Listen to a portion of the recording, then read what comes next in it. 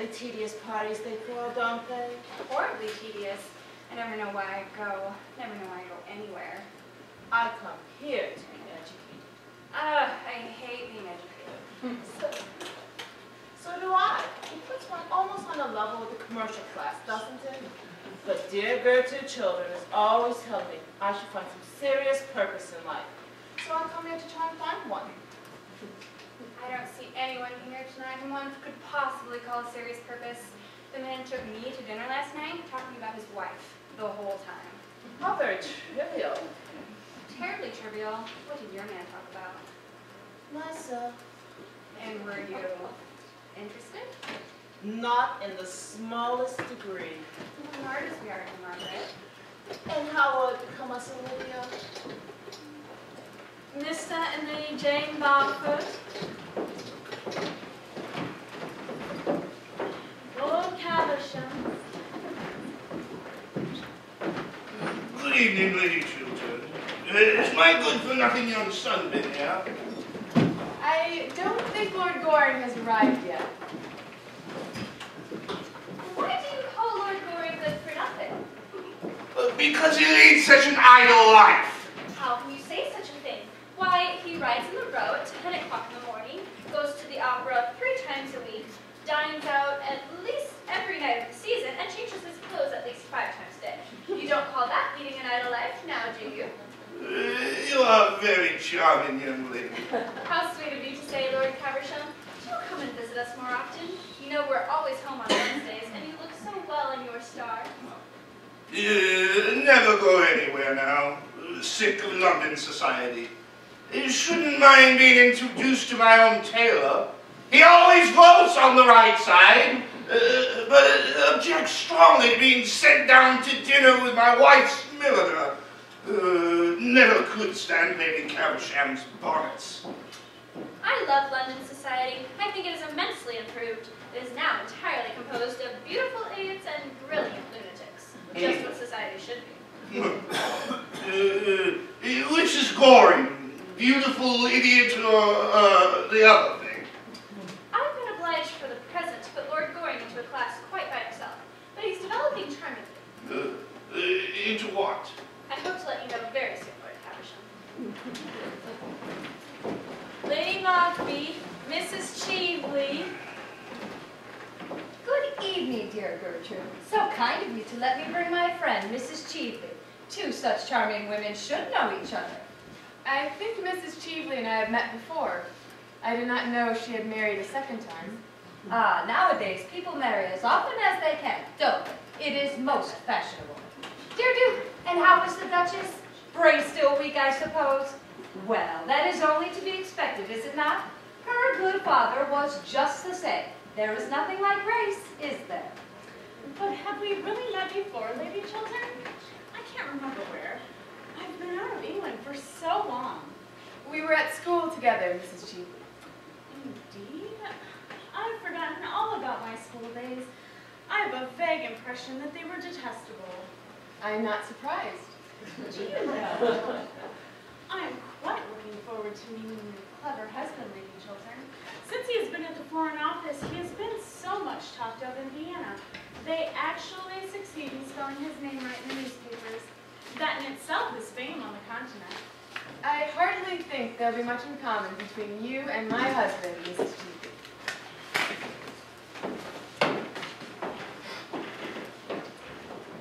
Ah, Shamada. Case of Green. I have not seen you since Berlin. Not since Berlin, Vicomte. 5 years ago. And you are younger and more beautiful than ever. How do you manage it? By making it a rule only to talk to perfectly charming people like yourself. Ah, you flatter me. Flatter me as they say here. Do they say that here? How dreadful of them. Yes, they have a wonderful language. They should be more widely known. Right there. First 2 cents.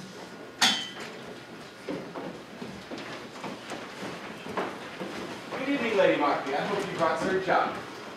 I have brought a much more charming person than Sir John. Sir John's temper, since he has taken seriously into politics, has become quite unbearable. Really, now that the House of Commons is trying to become useful, it does a great deal of harm. I hope not, Lady Mark. At any rate, we do our best to waste the public time, don't we? Now, please do tell me, who is this charming person you brought with you? Her name is Mrs. Cheeves, one of the Dorsetshire Cheeves, I suppose. But I really don't know. Families are so mixed nowadays. Indeed, as a rule, everybody turns out to be somebody else. Mrs. Cheeves, I believe I know the name. She has just arrived from Vienna. Yes, I know who you speak. Oh, she goes everywhere there and has the most pleasant scandals about all her friends. I really must go to Vienna next winter. I hope there's a good chef at the embassy. Well, if there is not, the ambassador will sure. Pray, do you point out Mrs. Cheeves? Let me introduce you. My dear, Sir Robert Chiltern is dying to know you. Yes, well, everyone is dying to know the brilliant Mrs. Cheeves. Our attachés at Vienna write to us about nothing else. Thank you, Sir Robert. An acquaintance that begins with a compliment is sure to develop into a real friendship. It starts in the right manner, and I find that I know Lady Chiltern already. Really? Yes, she has just reminded me that we were at school together. I remember it perfectly now. She always got the good conduct prize. I have a distinct recollection of Lady Chiltern always getting the good conduct prize. And what prizes did you receive, Mrs. Cheeves? My prizes came a little later on in life. I don't think any of them were for good conduct. I forget. I'm sure they were for something sharp. I don't know that women are ever rewarded for being charming. I think they're usually punished for it. Certainly, more women grow old nowadays through the faithfulness of their admirers than through anything else. At least, that is the only way I can account for the terribly haggard look of most of your pretty women in London. What an appalling philosophy that sounds. To try to classify you, Mrs. Cheeves, would be an impertinence. But I must ask, at heart, are you an optimist or a pessimist? Those seem to be the only two fashionable religions left to us nowadays. Oh, I'm neither. Optimism begins in a broad grin, and pessimism ends with new spectacles. Besides, they're both of them merely poses. You prefer to be natural. Sometimes, but it is such a very difficult pose to keep up. And what would the modern psychological novelists, of which we hear so much about, have to say to such a theory as that? The strength of women comes from the fact that psychology cannot explain us. Men can be analyzed, women merely adore. You believe that science cannot grapple with the problem of women. Science can never grapple with the irrational. Ah, yes, and women represent the irrational. Well-dressed women do. I can hardly agree with you there, Mrs. Cheeves. But please tell me, what makes you leave your brilliant Vienna for our gloomy London? Or perhaps the question is indiscreet. Questions are never indiscreet. Answers sometimes are. Well, at any rate, is it politics or is it pleasure? Politics are my only pleasure. See, nowadays it's not fashionable to flirt till one is 40 or to be romantic till one is 45. So we poor women who are under 30, say we are, have nothing open to us but politics or philanthropy. And philanthropy seems to me to have simply become the refuge of people who wish to annoy their fellow creatures. I prefer politics. I think they are more becoming. A political life is a noble career. Sometimes, and sometimes it is a clever game, Sir Robert. Sometimes it is a great nuisance. And which do you find? A combination of all three. Allow me. But you have not told me what makes you honor London so suddenly. Our season is almost over. Oh, I don't care about the London season. It's too matrimonial. People are either hunting for husbands or hiding from them. I wanted to meet you. It is quite true. You know what a woman's curiosity is. Almost as great as a man's. I wanted immensely to meet you and to ask you to do something for me. I hope it's not a little thing, Mrs. Cheeves. I do find little things so very difficult to do. No, I don't think it is quite a little thing. I'm so glad. Please do tell me. Later on. And And now may I walk through your beautiful house? I hear your pictures are charming. Poor Baron Arnheim. You remember the Baron used to tell me you had some wonderful parades. Did you know Baron Arnheim well? Intimately. Did you? Yes, at one time. Wonderful man, wasn't he? Very remarkable. I often think it's such a pity he never wrote his memoirs. They would have been most interesting. Yes, he knew men in cities well, like the old Greek. Without the dreadful disadvantage of having a Penelope waiting at home for him.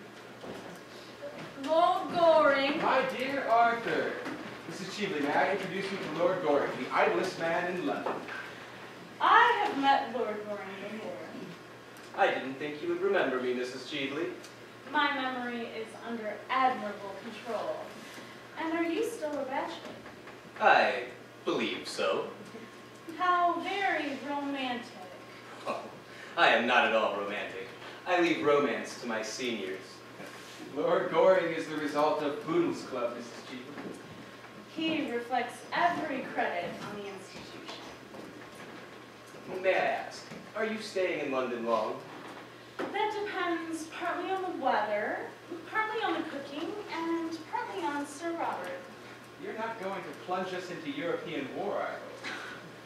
There is no danger at present. Very late. Have you missed me? Awfully. Then I should be late more often. I do so love being missed. I'm very selfish of you. I am very selfish. Lord Goring, you're always telling me of your bad qualities. I haven't told you half of them as yet, Miss May. Are the others very bad? Quite dreadful. When I think of them at night, I go to sleep at once. I delight in your bad qualities. I wouldn't have you part with one of them. How very nice of you. But then you were always nice. May I ask you a question, Miss Mabel? Who brought that woman, Mrs. Cheveley, here? The woman in heliotrope that just went out of the room with your brother? I believe Lady Hartby brought her. So why do you ask? Oh, I haven't seen her in years, that's all. What an absurd reason. All reasons are absurd. What sort of woman is she? Oh, a genius by day and a beauty at night. I dislike her already. That shows your admirable good taste. The English young lady of good taste. Quite the dragon for taste, is she not? Certainly. The newspapers are always telling us that anyway. I read all your English newspapers. I find them so amusing. Ah, then, my dear Nanja, you must certainly learn to read between the lines. I should like you so much without your object. May I escort you to the music room? Delighted, Durham. Quite delighted. Aren't you going to please first? Not that there's any music going on, Miss Mabel. But the music endearment you would not understand it.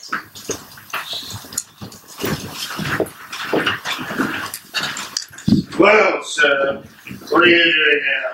Wasting your life as usual. You should be in bed, sir. You keep too late hours. I heard of you the other night, dancing in Lady Rufford's till 4 o'clock in the morning. Only a quarter to 4, Father.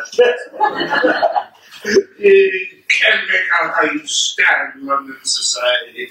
The thing has gone to the dogs. A lot of damn nobody's talking about nothing. I adore talking about nothing, Father. It's the only thing that I know anything about.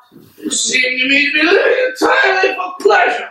What else is there to live for, Father? Nothing ages like happiness. You are heartless, sir. Quite heartless. I hope not, Father.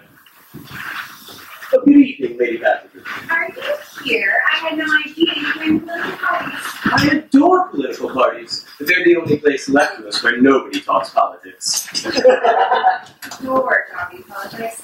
I talk to them all day long.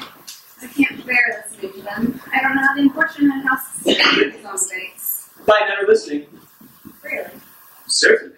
If one listens, one can be convinced. And a man that can be convinced by an argument is a thoroughly unreasonable person. But it counts for so much in men that I've never understood.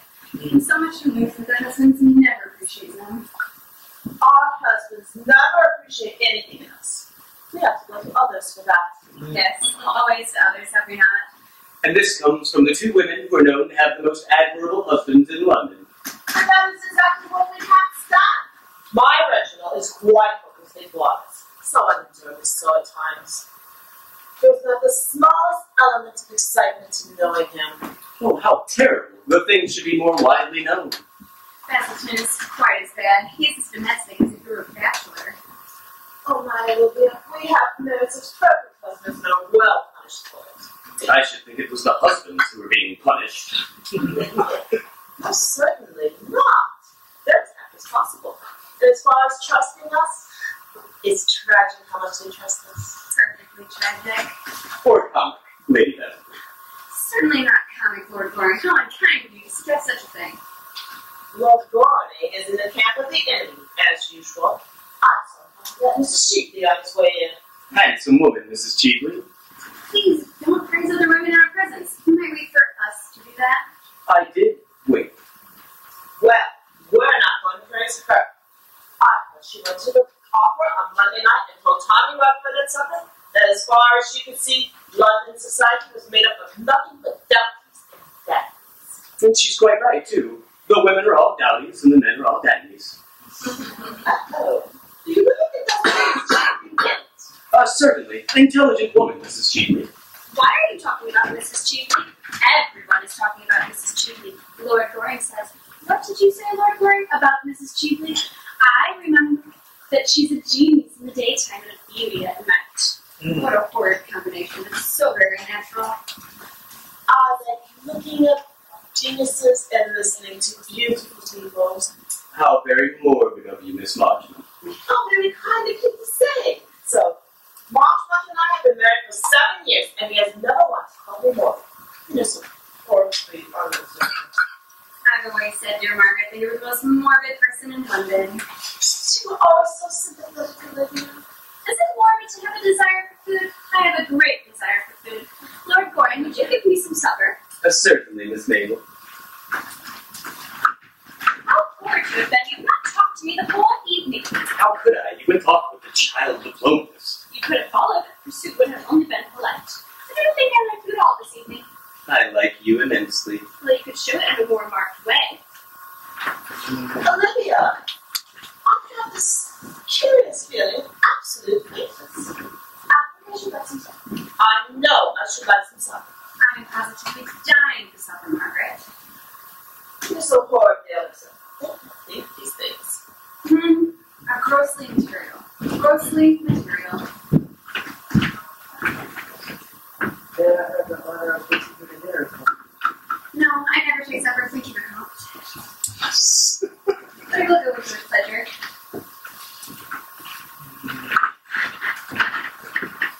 I am very English in all my features. You look quite English, quite English. Like some supper, Mrs. Marchmont? Thank you, Mr. Montfort, but I never take supper. God! I want to come and sit beside you and watch you.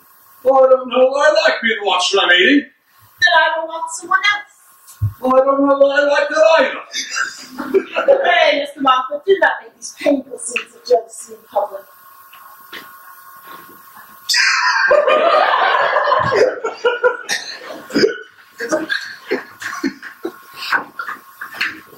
you plan on visiting any of our country houses before you leave England, Mrs. Cheepley? Oh no, I can't stand what English house parties. In England, people actually try to be brilliant at breakfast. That is so dreadful of them. And then, only dull people are brilliant at breakfast. But the family skeleton is always reading family prayers. My stay in England really depends on you, Sir Robert. Seriously? Quite seriously, I want to talk to you about a great political and financial scheme. This Argentine Canal Company, in fact. A tedious practical subject for you to discuss, Mrs. Cheepley. Oh, I like tedious practical subjects. But I don't like our tedious practical people. There is a wide difference. Besides, you are interested, I know, in international canal schemes. You were Lord Bradley's secretary, weren't you, when the government bought the Suez Canal shares? Yes, but the Suez Canal was a great and splendid undertaking. It had imperial value, and it gave us our direct route to India. It was necessary we remain in control. This Argentine canal scheme is nothing more than a commonplace stock exchange swindle. A speculation, Sir Robert. A brilliant, daring speculation. Is a swindle, Mrs. Chiefly. Let's call things by their proper names. It makes matters simpler.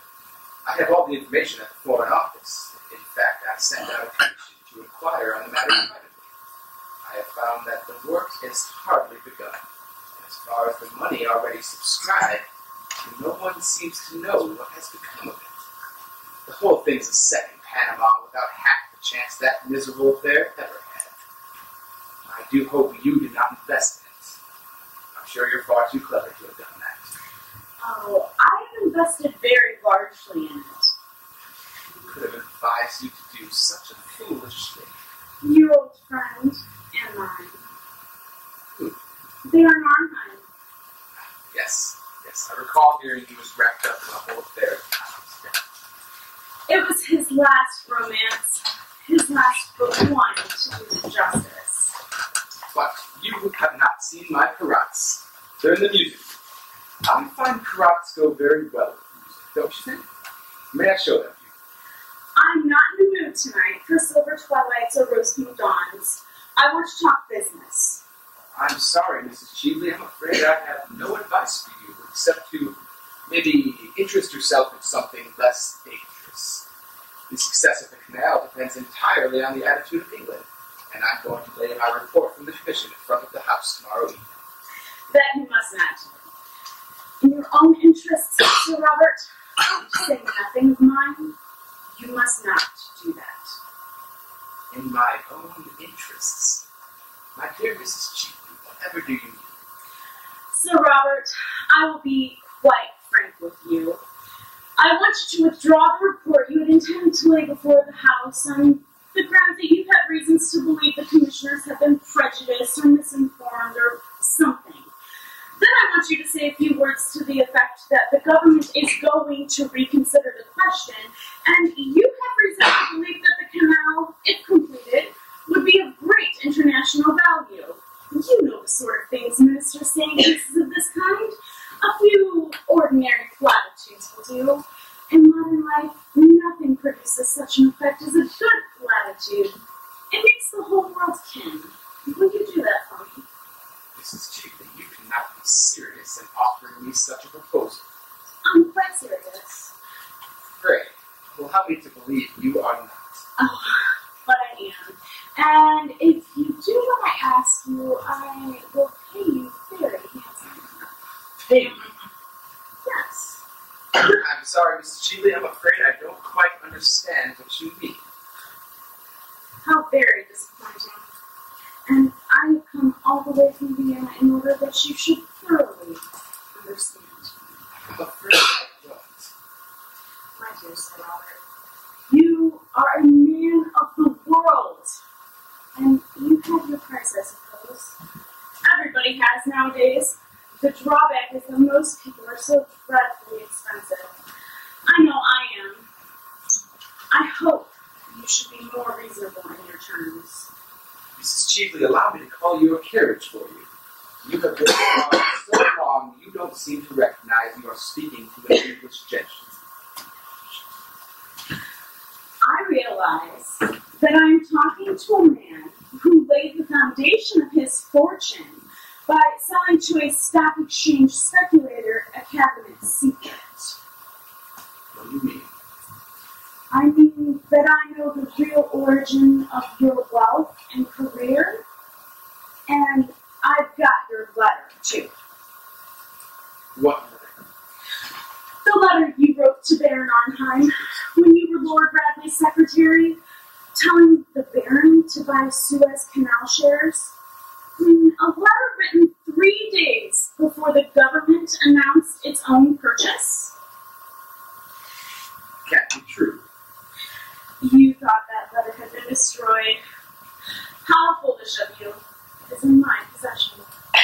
The affair you allude to was simply speculation. The House of Commons had not yet passed the bill and could have been rejected. It was a swindle, Sir Robert. Let us call things by their proper names. It makes everything simpler. And now I'm going to sell you that letter, and the price I ask for it is your public support of the Argentine scheme. You made your fortune out of one canal. You must help me and my friends make our fortunes out of another. It is infamous what you propose. Infamous. Oh no. This is the game of life as we all have to play it, Sir Robert, sooner or later. I cannot do what you ask. You cannot help doing it. You know you are standing at the edge of a precipice. It is not for you to make terms, it is for you to accept them. Supposing you refuse. Yes, what then? My dear Sir Robert, what then? You are ruined. Yeah. That is all. Remember, to what a point your Puritanism in England has brought you. In old days, nobody pretended to be a bit better than his neighbors. In fact, to be a bit better than one's neighbor was considered excessively vulgar and middle class. Nowadays, with our modern mania for morality, everyone has to pose as a paragon of purity, incorruptibility, and all the other seven deadly virtues. And what is the result? You all go over like ninepins, one after the other. Not a year passes in England without somebody disappearing. Scandals used to lend charm, or at least interest to a man, and now they crush him. And yours is a very nasty scandal. You couldn't survive it. If it were known that as a young man, secretary to a great and important minister, you sold a cabinet secret for a large sum of money, and if that was the origin of your wealth as a lawyer, you would be hounded out of public life. You would disappear completely. And after all, Sir Robert, why should you sacrifice your entire future rather than deal diplomatically with your enemy? For the moment, I am your enemy. I admit it. And the big battalions are on my side. I am much stronger than you are. You can't defend it. You have a splendid position. But it is your splendid position that makes you so vulnerable. Of course, I've not talked morality to you yet. You must admit, in fairness, I've spared you that. Years ago, you did a clever, unscrupulous thing. It turned out a great success. You owe to it your fortune and position. And now you have to pay for it. Sooner or later, we have all to pay for what we do. You have to pay now. Before I leave you tonight, I want you to promise me that you will suppress your report and speak in the House in favor of this scheme. You ask is impossible. You must make it possible. No. You're going to make it possible. Sir Robert, you know what your English newspapers are like. Suppose that when I leave this house tonight, I drive down to some newspaper office and give them this scandal and the proofs of it. Think of their loathsome joy, of the delight they would have in dragging you down, of the mud and mire they would plunge you in.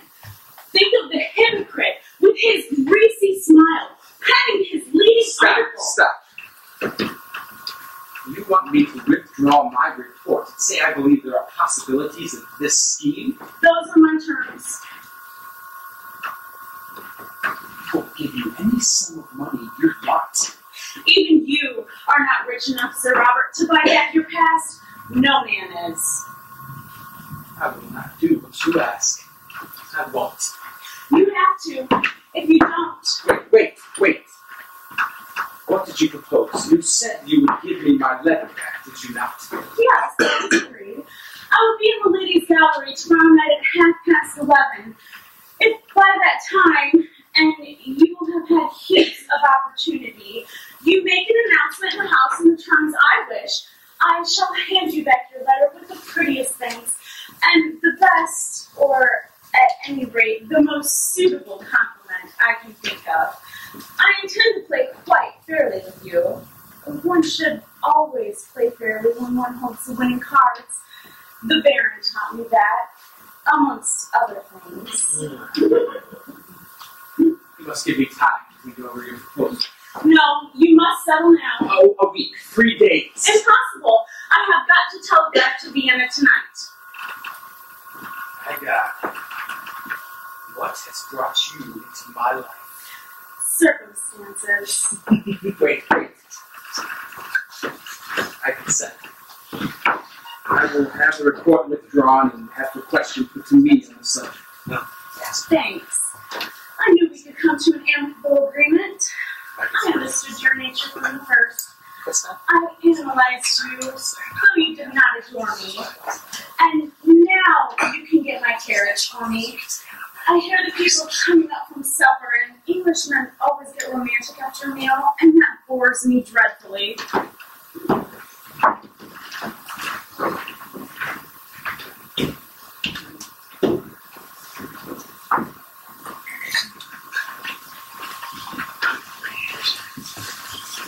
Well, dear Mrs. Cheatley, I hope you have enjoyed yourself. Sir Robert is very entertaining, is he not? Most entertaining. I've enjoyed my talk with him immensely. He has had a very interesting and brilliant career, and he has married a most admirable wife. Lady Chiltern is a woman of the very highest principles, I'd like to say. I'm a little too old now myself to trouble about setting a good example, but I always admire people who do, and Lady Chiltern has that very ennobling effect on me. Though her dinner parties are rather dull at times, but one can't have everything, can we? And now I must go, dear. Shall I call for you tomorrow? Thanks. We might drive in the parking lot. Everything looks so fresh in the parking lot. Except the people. Perhaps the people are a little jaded. I have often observed that the season as it goes on produces a kind of softening of the brain. However, I think anything is better than high intellectual pressure. That is the most unbecoming thing that there is. It makes the noses of the young girls so particularly large. And there is nothing so difficult to marry as a large nose. Men don't like them. Good night, dear. Good night, Gertrude. What a charming house you have, Lady Chiltern. I have spent a delightful evening. It has been most interesting getting to know your husband. Why did you wish to meet my husband, Mrs. Cheatley? Oh, I will tell you. I wanted to interest him in this Argentine canal scheme, of which I dare say you have heard. I found him most susceptible to reason, I mean. Rare thing in a man. I converted him in 10 minutes. There must be some mistake. That scheme could never have my husband's support. He's going to make an announcement in the house tomorrow night. You must go to the ladies' gallery and hear him. It will be a great occasion.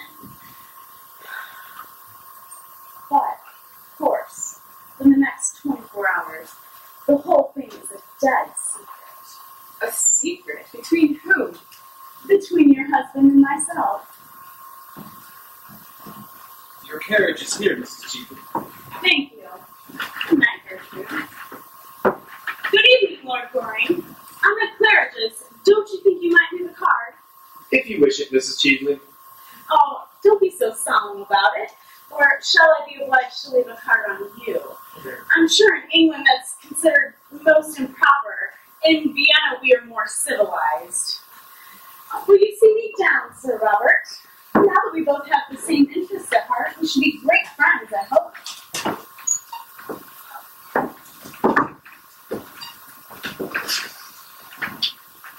What a horrid woman! You should go to bed, Miss Mabel. Lord Goring! My father told me to go to bed an hour ago. I'm always passing along good advice. It's the only thing to do with it. Lord Goring, you're always ordering me out of the room. I think it's most courageous of you, especially as I'm not going to bed for hours. You can come and sit if you like, and talk about anything in the world, except the Royal Academy, Mrs. Cheatley, and novels and Scotch decks. They're not important subjects. What's this? Somebody's dropped a diamond brooch. Quite beautiful, isn't it? I wish it were mine. But Gertrude won't let me wear pearls. I'm thoroughly sick of pearls. Pearls make one look so innocent and so pure and so intellectual. I wonder who it belongs to. I wonder who dropped it. It's quite a beautiful brooch, isn't it? Yes, it's a nice bracelet. It isn't a bracelet, it's a brooch. It can be worn as a bracelet.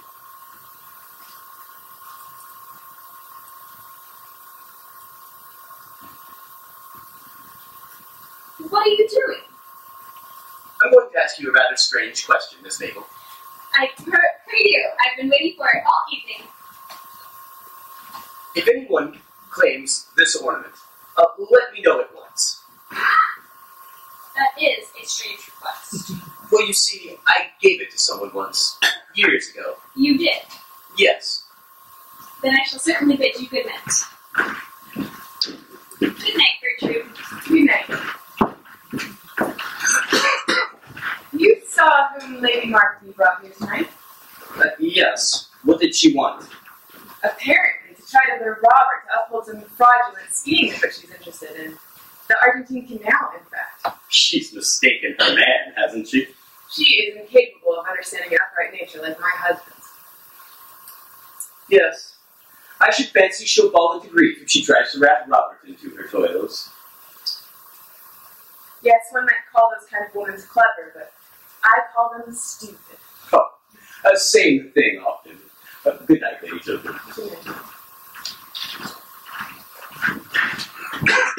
My dear Arthur, you're not going. Do stay a while. I'm sorry, I can't. I promised to look in at the Heartless. I heard they have a Mall Hungarian band playing Mall Hungarian music. I've got to go. See you soon. Good night.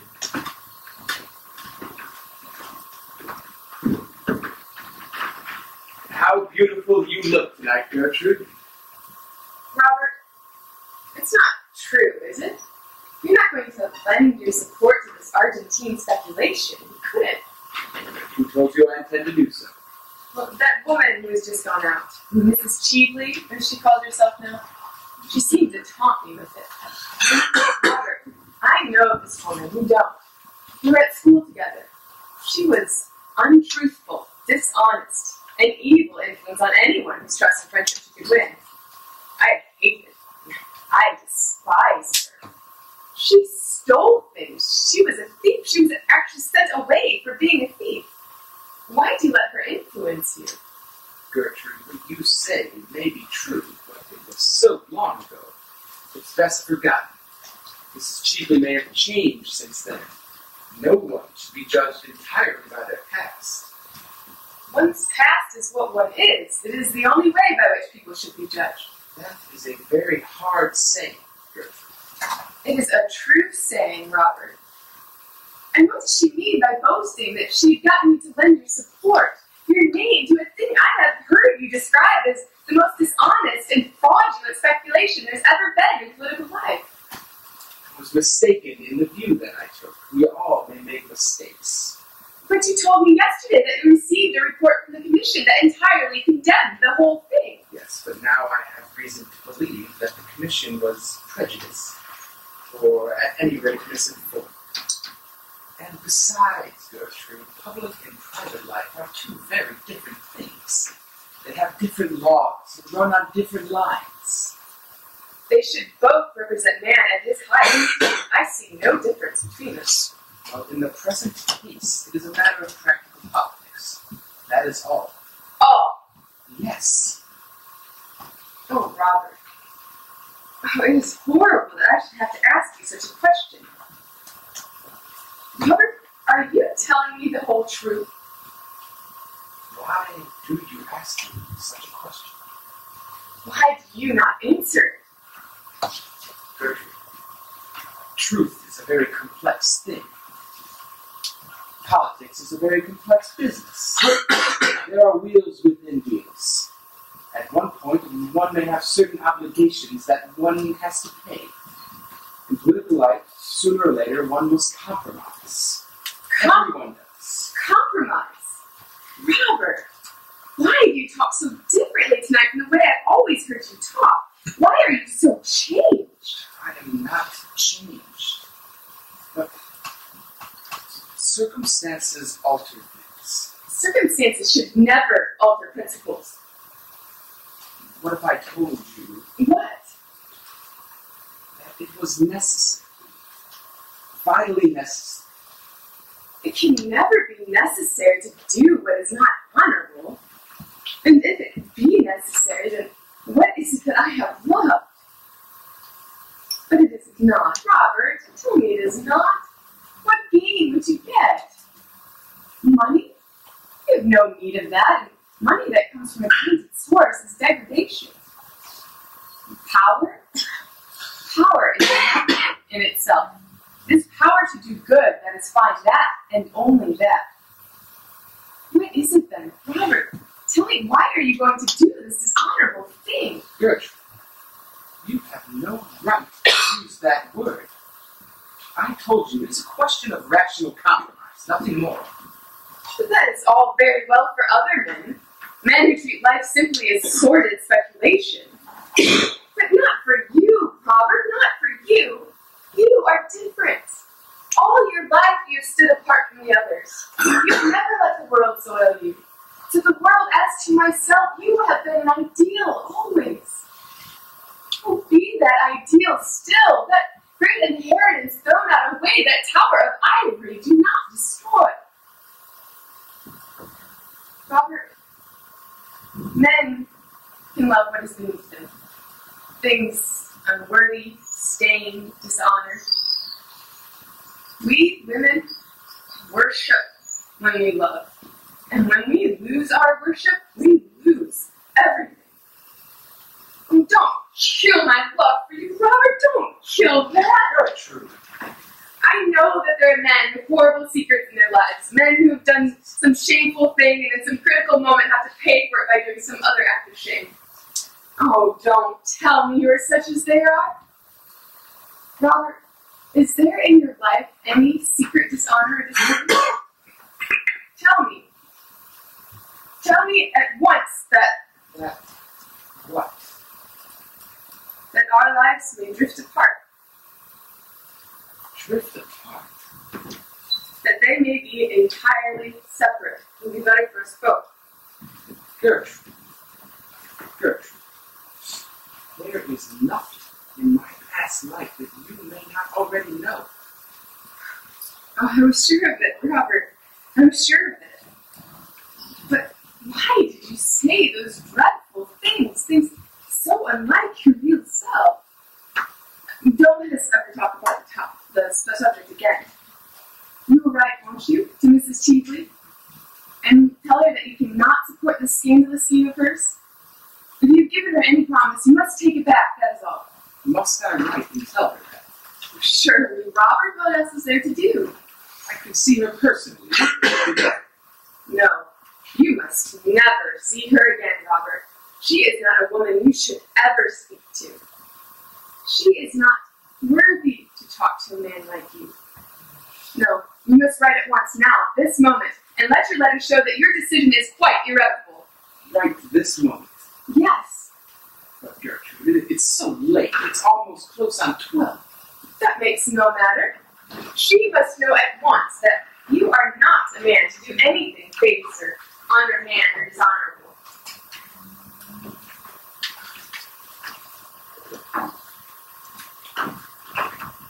Right here, Robert. Write that you decline to support the scheme of hers, as you hold it to be a dishonest scheme. Yes, write the word dishonest. She knows what that word means. Yes, that will do.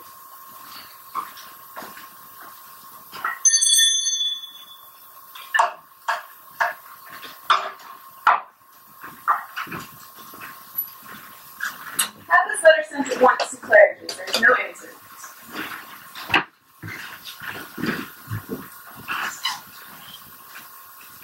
Robert, love gives one an instinct to things. I feel tonight as though I have saved you from something that might have been a danger to you. From something that might have made men honor you less than they do. I don't think you realize sufficiently, Robert, that you have brought brought into the political life of our times a nobler atmosphere, a finer attitude towards life, a freer air of purer aims and higher ideals. Well, I know it. And for that, I love you, Robert. Love me always, Gertrude. Love me always. I will love you always because you will always be worthy of love. We need this love the highest when we see it.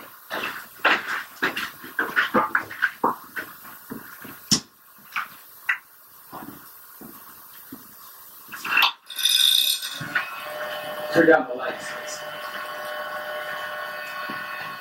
Turn down the lights. It's a very awkward business. A very awkward business indeed. But no man should keep a secret from his own wife. Secrets from other people's wives are a necessary luxury in modern life, or so I'm told by people at the club that are bald enough to know better. But you should have told your wife the whole thing. They inevitably find out. Women have a second sense about these things. They can discover everything except the obvious. I could not tell my wife that last night. It would have created a lifelong separation between us. I would have lost the love of the one woman in the entire world that has ever stirred love within me. The one woman that I have ever loved. Well, last night would have been quite. Lady Chilton is perfect, is all that. Yes. My wife is as perfect as all that. What a pity. I'm sorry. I shouldn't have said that. But if what you tell me about Lady Chilton is true, I should like to have a long talk with her about life. It's quite useless. May I try? Yes, but nothing you can say will make her alter her views. At worst, it would simply be a psychological experiment. All such experiments are terribly dangerous. Everything in life is dangerous, Robert. If it wasn't, life wouldn't be worth living. When could I have told her when we were engaged? Do you really think she would have married me if she knew that the origin of my fortune was such as it is, that the basis of my career is such as it is, and that I had done an act I suppose most men would call shameful, dishonorable? Yes. Most would call it ugly names. There's no doubt in that. Men who every day do something of the same kind themselves. Men, each one of them, have secrets worse in their own lives. Yes, that's why they're so pleased to find out about others' secrets. It distracts public attention from their own. And after all, who did I harm by what I did? Nobody. Except yourself, Robert. Okay, so I had private information about a certain transaction contemplated by the government of the day. And I acted on it. Private information is practically the source of every modern fortune nowadays. But what made you first think of doing such a thing? Every man of ambition must fight his century with his own weapons. What this century worships is wealth. The god of this century is wealth. To succeed, one must have wealth. At all costs, one must have wealth. You underrate yourself, Robert. You could have succeeded just as well without wealth. No. When I was old, perhaps, when I had lost my passion for power or could not use it, when I was worn, tired, and disappointed. No, Arthur, I wanted my success when I was young. Youth is the time for success. I could not wait. You certainly have had your success while you were young. No one in our day has had such a bright success. Undersecretary of Foreign Affairs before 40 should be good enough for anyone, I would think. And if it's all taken away from me now, if I lose everything, horrible scandal, if I'm hounded by public life, how could you have sold yourself for money? Not sell myself for money. I simply bought success at a great price. You certainly paid a great price for it. So, What made you think of doing such a thing? Baron Armand. Damn scoundrel. No. He was a man of subtle, refined intellect. A man of culture, charm, and distinction. One of the most intellectual men I ever met. I prefer a gentlemanly fool any day. There's more to be said for stupidity than one might think. Personally, I have a great admiration for stupidity, a sort of a fellow feeling, I suppose. But tell me, how did he first get you to do it? Tell me the whole thing. One night after dinner at Lord Bradley's, the Baron began discussing success in modern times, something that could be reduced to an absolute definitive science. That fascinating quiet voice of his, he began to expound on us the most terrible of all philosophies, philosophy of politics. He began to preach about the most marvelous of all gospels, the gospel of gold. He must have seen the effect that it had on me, because days later he wrote me and asked me to come see him. He was living in Park Lane, the house that Lord Wilde lives in now. I can still remember the strange smile on his pale, curved lips. He led me to his future days. Showed me his jewels, his enamels, his carved ivories. He made me wonder at the luxury in which he lived. But then he told me that luxury is just a background, a painted picture in a play, and that power over man, power over the world, is the one thing worth having. The one joy man never grows tired of, and that in our century, only the rich possess it. A thoroughly shallow creed. I didn't think so then. I don't think so now. Money has given me enormous power. At the outset of my life, it gave me freedom, and freedom is everything. Arthur, you have never been poor. You don't know what ambition is. You can't understand the chance the Baron gave you. Such a chance that few men get. But tell me exactly. As I was leaving, the Baron told me that if I had any private information of real value, he would make me a very rich man. At the time, my passion for power was boundless. 6 weeks later, certain documents passed through my hands. State documents? Yes. Robert, I never thought that someone like you could have been so weak as to yield to the temptation Baron Arnheim held out to you. Weak. I am sick of that phrase. Sick of using it about others. Weak. Now, Arthur, do you really think that it's weakness that yields to temptation? I tell you that there are terrible temptations that it takes strength. Strength and courage to yield. To place one's life on a single moment. To put everything on one throat, be it pleasure or politics, I care not. There is no weakness in that. It takes a terrible, horrible courage. I had that courage. That afternoon, I sat down and wrote Baron Arnheim the letter that this woman now holds. He made $750,000 on the transaction. And you? Baron gave me £110,000. You were worth more, Robert. No. That money gave me exactly what I wanted, power over others. It got me into the house immediately. The Baron advised me on finance from time to time, and in 5 years I had almost trebled my fortune. Since then, everything I have touched has turned out a success. I have had a luck so extraordinary with all things connected to me. Sometimes I've been afraid.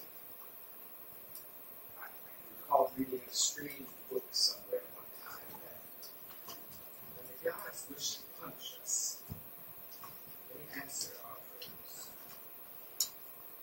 Did you really suffer any regret for what you had done? No. I thought I had fought this century with only weapons. Won. You thought you had won. I thought so. Arthur, you despise me for what I I feel very sorry for you. Very sorry indeed. I won't say that I felt any remorse. I didn't. Not in the simple, ordinary sense of the word. I've paid conscious money many times. I had a wild hope that I could disarm destiny. And the sum that Baron Arnheim gave me, I've distributed twice over in public charities since then. In public charities, my dear Robert, what a great harm you must have done. Arthur, don't say that. Don't talk like that. I'm sorry. I didn't mean to say that. In fact, I normally say what I think. Bad habit, by the way. This makes one so easily misunderstood. Thank you, Arthur. Thank you. You have been a good friend. But what is there to be done? What can be done? Well, the English can't stand a man who's always saying he's in the right. But they love a man who will admit when he is wrong. It's one of the best things in them. However, in your case, a confession will not do. It would ruin you. Besides, if you were to make a clean breast of this whole affair, you'd never be able to talk morality again. And a man that can't talk morality twice a week to a large, immoral public audience is thoroughly over as a serious politician. The only profession left to you would be botany or the church. A confession would not do. It would ruin you. It would ruin me. Arthur, I think the only thing left for me to do is to fight this thing out. I was waiting for you to say that. And now the only thing left to do is to tell your wife at once. That I will not do. Robert, believe me, you are wrong. If my wife finds out, it would kill her love for me. But this other woman, this Mrs. G, how can I defend myself against her? You knew her before, apparently, Arthur. Yes. How well did you know? So little, in fact, that I was engaged to be married to her once when I was living at the Tendies. The whole affair lasted 3 days, nearly. Why was it called off? I forget. It's of no matter anyways. Have you tried her with money? I seem to remember Mrs. Cheveley being confoundedly fond of money. I offered her any sum of money she wanted. She refused. So the marvelous gospel of gold breaks down. The rich can't do everything after all. I suppose not everything. Arthur, I feel like a total disgrace is in store. I am almost certain. I never knew what terror was. I know now. It is as if a hand of ice is placed upon my heart.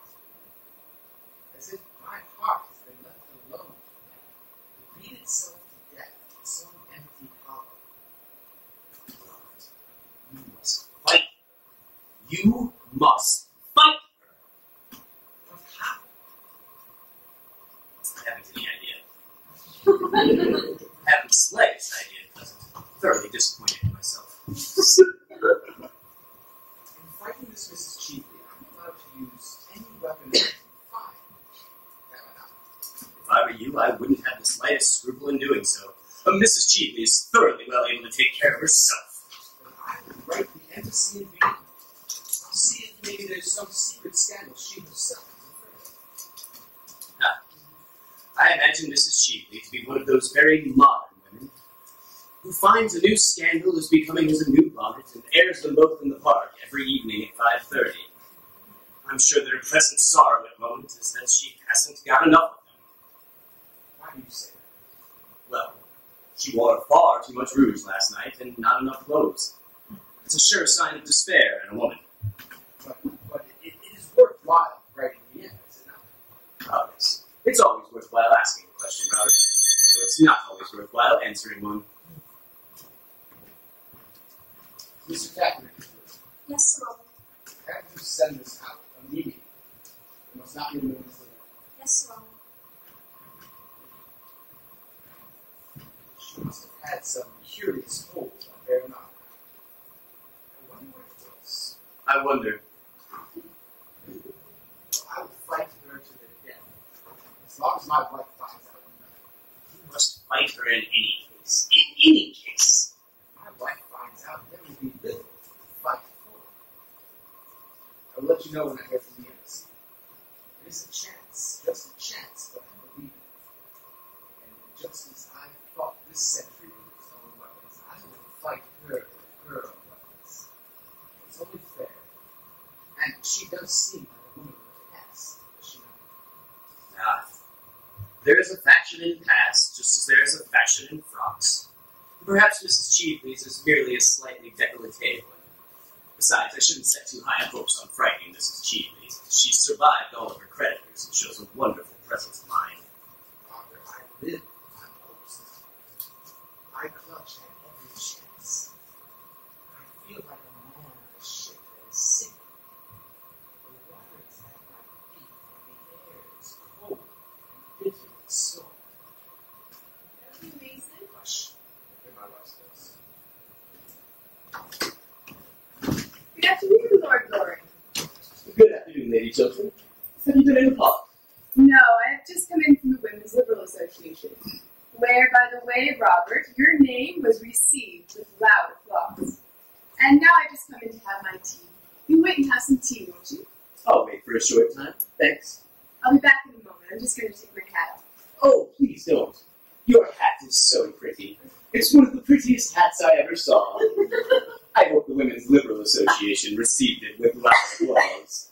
We have much more important work to do than to look at each other's bonnets, Lord Loring. Really? What sort of work?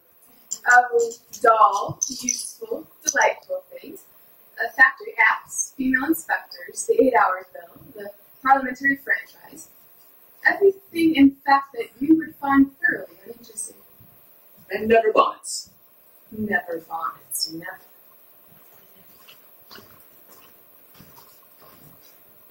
Alright. You have been a thoroughly good friend.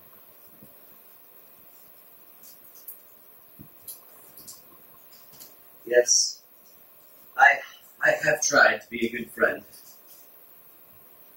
Ah, you have allowed me to tell the truth. The truth has only said that is something.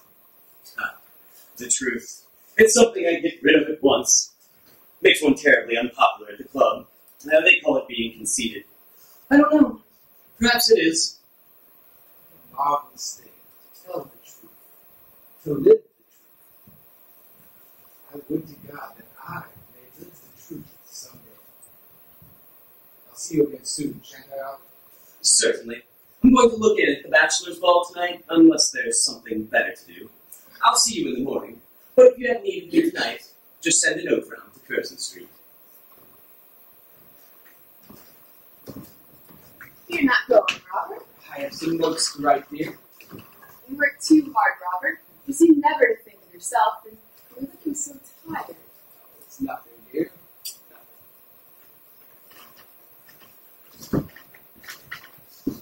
Do sit down. I'm so glad you called. I wanted to talk to you about, well, not about bonnets or the Women's Liberal Association. You take far too much interest in the first amendment and not nearly enough in the second. You wish to talk to me about Mrs. Cheveley. Yes, you guessed it. Last night I found out that what she had said was really true. Of course, I made Robert write her a letter at once withdrawing his promise. So he gave me to understand. To have kept it would have been the first stain on a career that has been stainless always. Robert must be above reproach. He's not like other men. He can not afford to do what other men do. Don't you agree with me? You are Robert's greatest friend. You are our greatest friend, Lord Loring. No one except myself knows Robert better than you do. He has no secrets from me, and I don't think he has any from you. Certainly not. None that I know of. Then am I not right in my estimate of him? I know I'm right, but let's keep to me frankly. Quite frank. Surely you have nothing to conceal, have you? Nothing. But, Lady Chiltern, I think that sometimes in practical life, You know so little, Lord Goring. of which I know nothing by experience, but a little by observation, I think that sometimes in practical life, there's something about success that is unscrupulous. There's something about ambition that is unscrupulous always. When a man sets his sight on a goal, if he has to climb the crag, well, he climbs the crag. And if he has to walk in the mire, well, he walks into the mire. Of course, I'm only speaking generally about life. I hope so. Why do you look at me so strangely, Lord Goring? Lady Chiltern, if you will allow me, I think that sometimes your views on life are a little hard. You don't make sufficient allowances. Say, for example, someone like my father, or Lord Merton, or Robert, and foolishly in their youth, what do you mean by a foolish letter? A letter gravely compromising one's position. Of course, I'm only speaking generally about life. Robert is as incapable of doing a foolish thing as he is of doing a wrong thing. No one is incapable of doing a foolish thing. No one is incapable of doing a wrong thing. Are you a pessimist? What will the other dandies say? They'll all have to go this morning. Oh, I am not at all a pessimist. In fact, I'm not sure I know what pessimism really means. But what I do know is that life cannot be lived without much charity, cannot be understood without much charity, and that it is love, not German philosophy, that is the explanation of this world, no matter what the explanation of the next. And if you ever have need of me, Lady Chiltern, trust in me and come to me, and I will help you in any way that I can. Come at once to me. You are talking quite seriously, Lord Goring. I don't think I have ever heard you talk seriously before. You must excuse me, Lady Chiltern. It won't happen again if I can help it. But I like you to be serious. Gertrude, don't say such a thing to Lord Goring. Seriousness would be most unbecoming to him. Good afternoon, Lord Goring. Pray be as trivial as possible. How nice of you to say that. But I'm a little out of practice this morning. Besides, I really must be going. Just as I have come in, what dreadful manners you have. I'm sure you were very badly brought up. I was. I wish I had brought you up. I wish you had. I suppose it is too late now. I'm not so sure. Will you ride tomorrow? Yes, at 10. Don't forget. I shan't. By the way, Lady Chiltern, there was no list of guests from your party in the Morning Post. It was crowded out by the Lambeth Conference and the County Council and something equally as boring. May I have a copy? I have a particular reason for asking. I'm sure Mr. Trafford will be able to get you one. Thanks so much. Tommy Trafford is the most useful person in London. And who is the most ornamental? I am. How cleverly you guessed it. 10 tomorrow. Sharp. And don't bring Mr. Trafford? Of course I shan't bring Tommy Trafford. Tommy Trafford is in great disgrace. I'm delighted to hear it. Gertrude, I wish you would speak to Tommy Trafford. Oh, what has poor Mr. Trafford done this time? Robert says he's the best secretary he's ever had. Tommy's proposed to me again. Tommy really does nothing but propose to me. He proposed to me last night in the conservatory while I was quite unprotected, as there was an elaborate trio going on. I didn't dare make the smallest repartee. As you know, it would have stopped the music at once. Musical people are so absurdly unreasonable. They always want one to be absolutely dumb in the moment one is longing to be deaf. And then he proposed to me in broad daylight in front of that dreadful statue of Achilles. The things that happen in front of that statue are appalling. The police should interfere at once. And then, at luncheon, I could tell by the glare in his eye that he was going to propose to me again.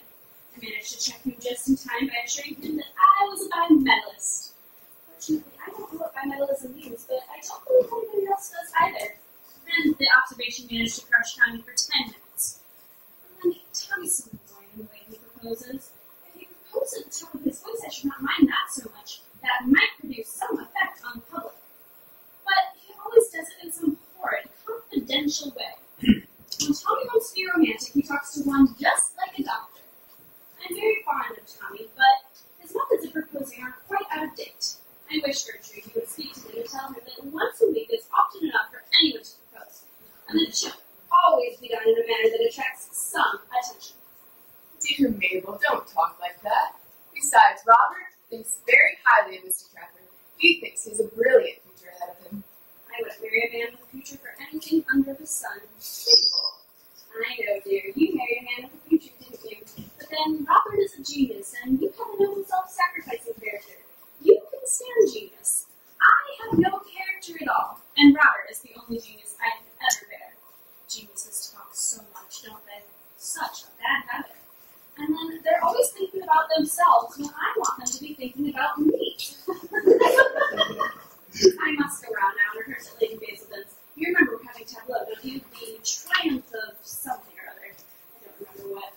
Oh, it'll be the triumph of me. Only triumph. I'm really interested in it at present.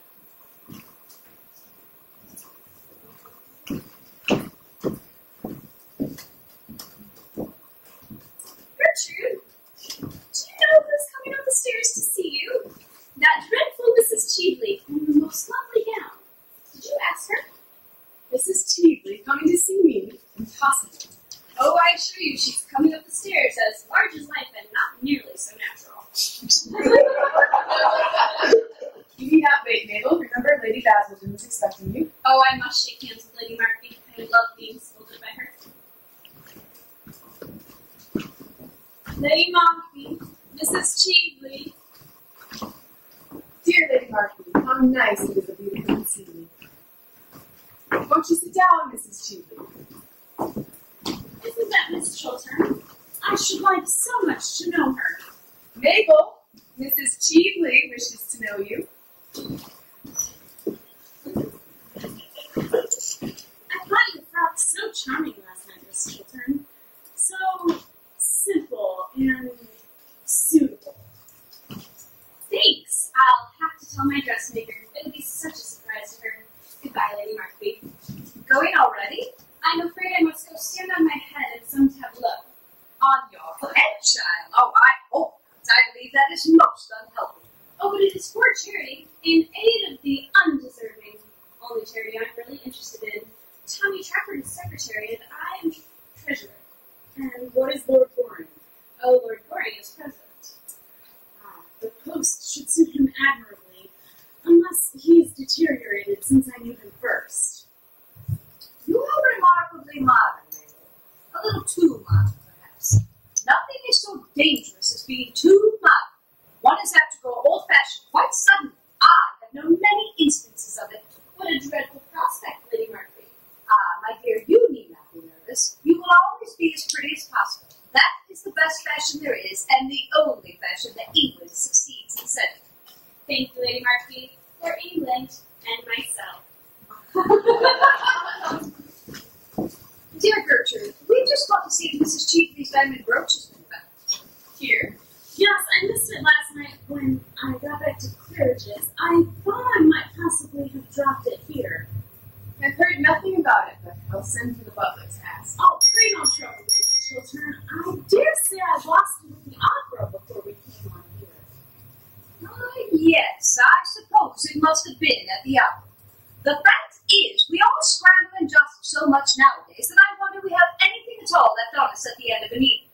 I know myself when I am coming back from the drawing room, I always feel as if I had a shred on me, except a small shred of decent reputation, just enough to prevent the lower classes from making painful observations through the windows of the carriage. The fact is, our society is terribly overpopulated. Really, someone should arrange a proper scheme of assisted immigration. It would do a great deal of good. I quite agree with you, Lady Markby. It is nearly 6 years since I've been in London for the season, and I must say society has become dreadfully mixed. One sees the oddest people everywhere. They do, dear, but one needn't know them. I'm sure I don't know half the people who come to my house. Indeed, from all I'm told, I shouldn't like to. What kind of brooch did you use, Lady Mrs. Cheveley? It was a diamond snake brooch with a ruby, a rather large ruby. said it had a sapphire on the head here. No, Lady Markby, a ruby. And very becoming, I'm quite sure. Has a ruby and diamond brooch been found in any of the rooms this morning, Mason? No, Milady. It really is of no consequence, Lady Chiltern. I'm so sorry to have put you to any inconvenience. Oh, it has been no inconvenience. That'll do. You can bring tea. Well, I must say, it is most annoying to lose anything. I remember once at Bath, years ago, losing in the pump room an exceedingly handsome cameo bracelet that Sir John had given me. I don't think he's ever given me anything since, I'm sorry to say. Really, this horrid House of Commons quite ruins our husbands' looks. I think the lower house by far the greatest blow to a happy married life that there has been since that terrible thing called the higher education of women was invented. I discourage you to say that in this house, Lady Markby. Robert is a great champion of the higher education of women, so I'm afraid of mine. The higher education of men is what I should like to see. Men need it so sadly. They do, dear, but I'm afraid such a scheme would be quite impractical. I don't think man has much capacity for development. He has gone as far as he can, and that is not far. Yes. With regard to women, well, dear Gertrude, you belong to the younger generation, and I'm sure it's all right if you approve. In my time, of course, we were taught not to understand anything. That was the old system, and wonderfully interesting it was. I assure you the things that I and my poor dear sister were taught not to understand were quite extraordinary. But modern women understand everything, I am told. Except their husbands. That is the one thing modern women will never understand. And a very good thing too, dear, I dare say. It might break up many a happy home if they did. Not yours, I need hardly say, dear Gertrude. You have married a pattern husband. I wish I could say as much for myself. But since Sir John has taken to attending the debates regularly, which he never used to do in the good old days, his language has become quite impossible. He always seems to think that he is addressing the House, and consequently, whenever he discusses the state of the agricultural laborer, or the Welsh Church, or something quite improper of that kind, I am obliged to send all the servants out of the room. It is not pleasant to see one's old butler, who has been with one for 23 years, actually blushing at the sideboard, or the footman making contortions and corals like persons in circuses. I assure you my life will be quite ruined unless they send Sir John to the upper house at once. He won't take any interest in politics then, will he? The House of Lords is so sensible and so gentle. But Sir John, in his present state, has really become a great trial. Why, this morning before breakfast was half over, he stood up on the hearthrug, put his hands in his pockets, and appealed to the country at the top of his voice. I left the table as soon as I had had my second cup of tea, I need hardly say.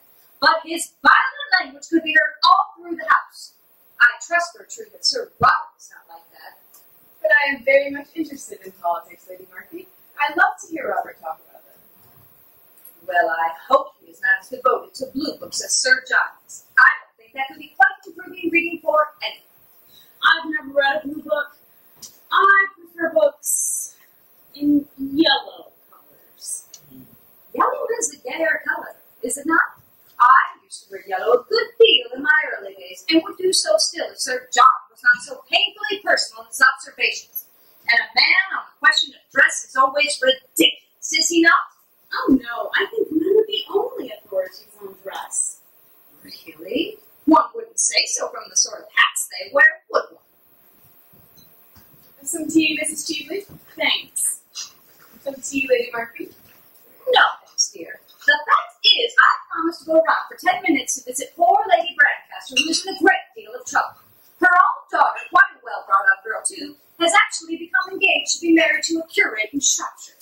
It is very sad indeed. I can't understand this modern mania for curates. In my time, we girls saw them, of course, running about the place like rabbits. But we never took any notice of them, I need hardly say. But nowadays, I am told that country society is quite honeycombed with them. I think it is most irreligious. And then, the eldest son has quarreled with his father, and it is said that when they meet at the club, Lord Brancaster Brancaster always hides himself behind the money articles in the Times.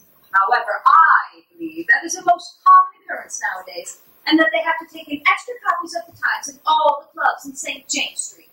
There are so many sons who won't speak to their fathers, and so many fathers who won't have anything to do with their sons. I think it is to be most regretted. So do I. Fathers have so much to learn from their sons nowadays. Really? What? The art of living. The only really fine art we have produced in modern times. I'm afraid Lord Brancaster knew a good deal about that. Much more than his poor wife ever did. You know Lady Brancaster, don't you, dear? Just slightly. She was staying at Langton last autumn when we were there. Well, like all stout women, she is the very picture of happiness, as no doubt you've noticed. But there are many tragedies in her family. Besides this affair of the curate, her own sister, Mrs. Jekyll, has led a most unhappy life. I am sorry to say. She ultimately was so broken-hearted that she went into a convent or onto the operatic stage. I forget which. No! It was decorative art needlework. I know she had lost all sense of pleasure in life. And now I must go. Dear Gertrude, may I leave Miss Cheveley in your charge to call back for her quarter of an hour? Or perhaps, dear Mrs. Cheveley, you wouldn't mind waiting in the carriage while I visit Lady Brancaster, as I intend it to be a visit of condolence. I shan't stay long. I don't mind waiting in the carriage at all, provided there is somebody to look at one. Well, I hear the curate is always prowling about the house. I'm afraid I am not fond of girlfriends. Oh, I hope Mrs. Cheveley will stay here a little. I should like to have a few minutes' conversation with her. That is very kind of you. Believe me, nothing would give me greater pleasure. No doubt you both have many pleasant reminiscences of your school days to discuss. Shall I see you tonight at Lady Bonaire's? She has discovered a wonderful new genius. He does nothing at all, I believe. That is a great comfort, is it not? Robert and I are dining at home by ourselves tonight, and I don't think I shall go anywhere afterwards. Robert, of course, wants to be in the house, but there is nothing interesting. Dining at home by yourselves, dear? Is that quite prudent? I forgot. Your husband is an exception. Mine is the general rule. And nothing ages a woman so rapidly as having married the general rule. Wonderful woman, Lady Marquis, isn't she? Talks more and says less than anybody I've ever met. She's made to be a public speaker. Much more so than her husband. Though he is a typical Englishman, always dull and usually violent. Mrs. Cheveley, I think it is right to tell you, quite frankly, that had I known who you really were, I should have not invited you into my house last night. Really? I could not have done so. Then I see that after all these years you have not changed a bit, Gertrude. I never change. Then life has taught you nothing? It has taught me that a person who has once been guilty of a dishonest and dishonorable action may be guilty but a second time and should be shunned. Would you apply that rule to everyone? Yes, to everyone, without exception. Then I'm sorry for you, Gertrude. Very sorry for you. You see now, I was sure that for many reasons, any further acquaintance between us during your stay in London is quite impossible. You know, Gertrude, I don't mind you talking morality a bit. Morality is simply the attitude we adopt towards people whom we personally dislike. You dislike me, I'm well aware of that. And I have always detested you. And yet, I have come here to do you a service. Like the service you wish to render my husband last night, I suppose. Well, thank heaven I saved him from that. It was you who made him write that insolent letter to me? It was you who made him break his promise? Yes. Then you must make him keep it. I give you till tomorrow morning. No more. If by that time your husband does not do what I bid him to do, in this house, your husband does not do what I bid him to do, this whole world, This fraudulent speculation. call it what you choose. I hold your husband in the hollow of my hand, And if you are wise, you will make him do what I tell him. You are impertinent. What has my husband to do with you, with a woman like you? It is because your husband is himself fraudulent and dishonest. In this world, like meets with like. Between you and him, there are chasms. He and I are closer than friends. We are enemies linked together. The same sin binds us. How dare you class my husband with yourself? How dare you threaten him or me? Leave my house. You are unfit to enter it. Your house? A house built with the price of dishonor? A house everything in which has been paid for by fraud? Ask him what the origin of his fortune is. Learn from him to what you owe your position. Get him to tell you how he sold to a stockbroker a cabinet secret. But it is not true. Robert, that is not true. Look at him. Can he deny it? Does he dare to? Leave this house. You have done your worst. My worst? You have not seen my worst. I'm not finished with you, with either of you. I give you both till tomorrow at noon. No more. If by that time you do not do what I bid you to do, the whole world shall know the origin of Sir Robert Chiltern. Show Mrs. Cheap out.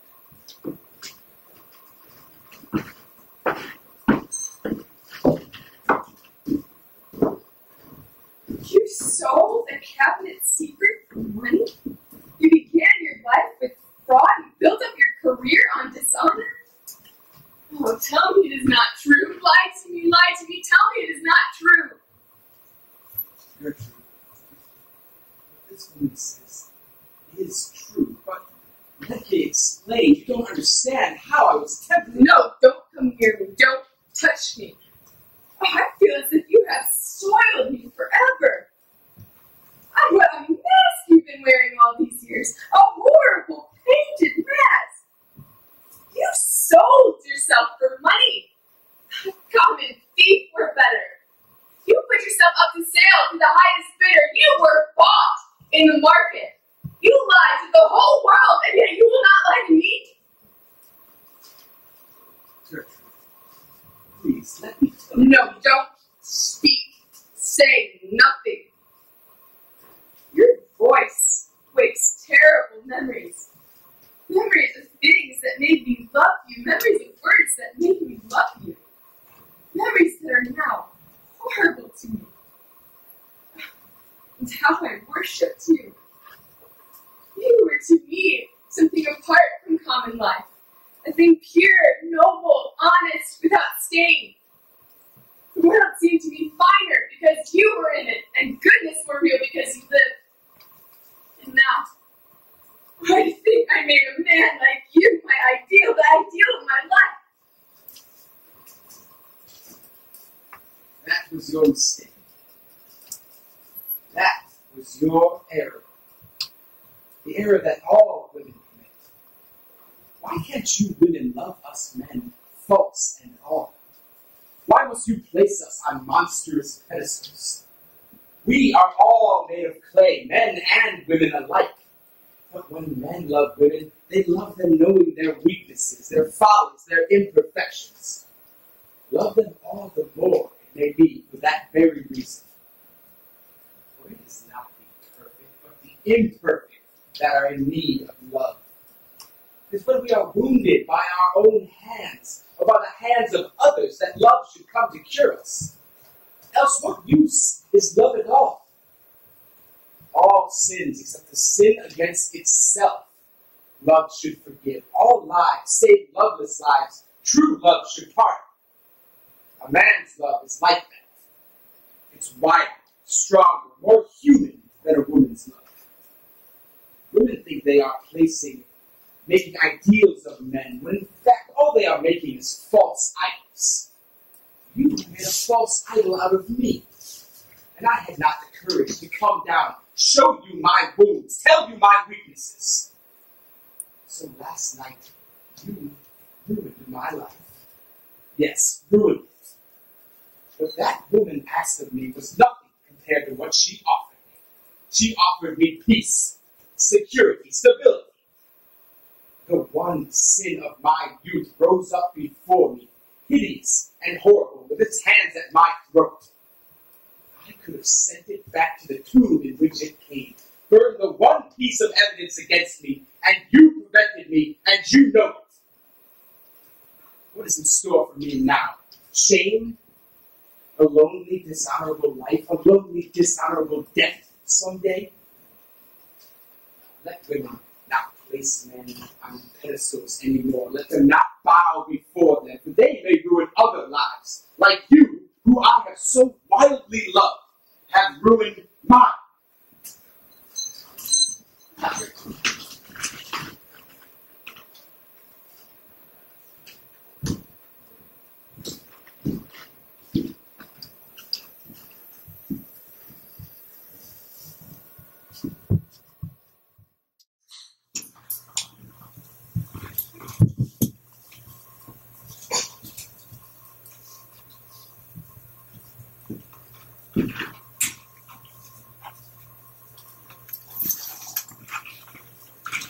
Get my second buttonhole for me, Phipps. Yes, my lord.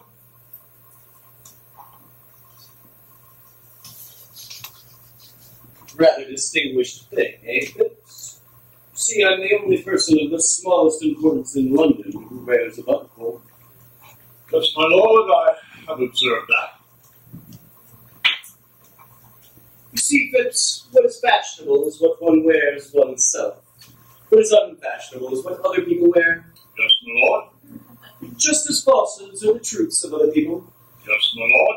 And vulgarity, the conduct of other people. Yes, my lord. Other people are quite dreadful. The only possible society is oneself. Yes, my lord. To love oneself is the beginning of a lifelong romance, Phipps. Yes, my lord. Don't think I quite like this buttonhole, Phipps. It makes me look a little old. I don't notice any alteration in your lordship's appearance. You don't? No, my lord. In the future, a more trivial buttonhole, Phipps, for Thursday evenings. I will speak to the florist, my lord. She has had a loss in her family lately. Perhaps that accounts for the lack of triviality your lordship complains of in the buttonhole. Any letters for me, Phipps? Oh, my lord.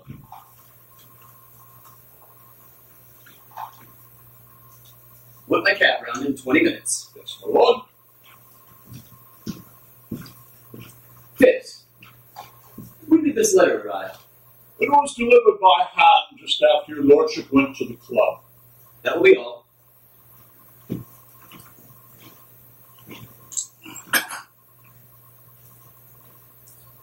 Lady Chiltern's handwriting on Lady Chiltern's pink note paper. I thought Robert was to write.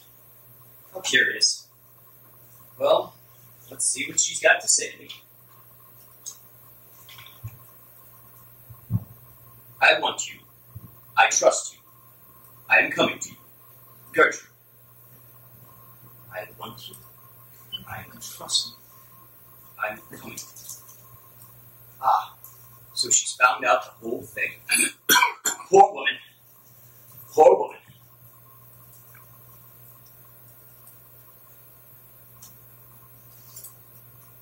$10. What an hour to call. Well, I shall have to cancel going to the Berkshires. Although it's nice to be expected, not to arrive. I'll have to go to the Bachelors. I'm not expected there. Well, I'll make her stand by her husband. It's the only thing for her to do. I think the only thing for any woman to do. But 10 o'clock, what an hour to call. I shall have to tell Phipps that I'm not in to anyone else. Lord Caversham? Oh, why must parents always arrive when least expected? Some dreadful mistake in nature, I suppose. Delighted to see you, Father. Take my coffee. Is it worthwhile? Of course it is worthwhile, sir. Which is the most comfortable chair? This one, Father. It's the one that I use when I have visitors. Thank you. No draft I hope in this room? No drafts, Father. I'm glad to hear it. Can't stand drafts. No drafts at all. A good many breezes, Father. Yeah. Don't understand what you mean. I want to have a serious conversation with you, sir. My dear Father, at this hour? It's only 10 o'clock. What is your objection to the hour? I think the hour is an admirable hour. Well, you see, Father, I'm very sorry, but it is not my day. It's just not my day. What do you mean, sir? Well, during the season, Father, I only talk seriously on the first Tuesday of every month from 4 to 7. Make it Tuesday, sir. Make it Tuesday. But it's after 7, Father. My doctor says I mustn't have any serious conversation after 7. It makes me talk in my sleep. Talk in your sleep? What does that matter? You're not married. No, Father, I'm not married. That is what I have come to talk to you about. You've got to get married, and at once. Why, when I was your age, I had been an inconsolable widower for 3 months, and was already paying my addresses to your admirable mother. Damn, sir, it is your duty to get married. You can't be always living for pleasure. Every man of position is married nowadays. The bachelors are not fashionable anymore. They are a damaged lot. Too much is known about them. You must get a wife, sir. Look where your friend, Robert Chiltern, has got to by poverty, hard work, and a sensible marriage with a good woman. Why don't you imitate him, sir? Why don't you take this along? I think I shall, Father. I wish you would. I should be happy. At present, I make your mother's life miserable on your account. You're hot, sir. I hope not, Father. It's high time for you to get married. You are 34 years of age, sir. But I only admit to 32, Father. 31 and a half when I have a really good buttonhole. This one is not trivial enough. I tell you are 34, sir. And there is a draft in this room besides, which makes your conduct worse. Why did you tell me there was no draft, sir?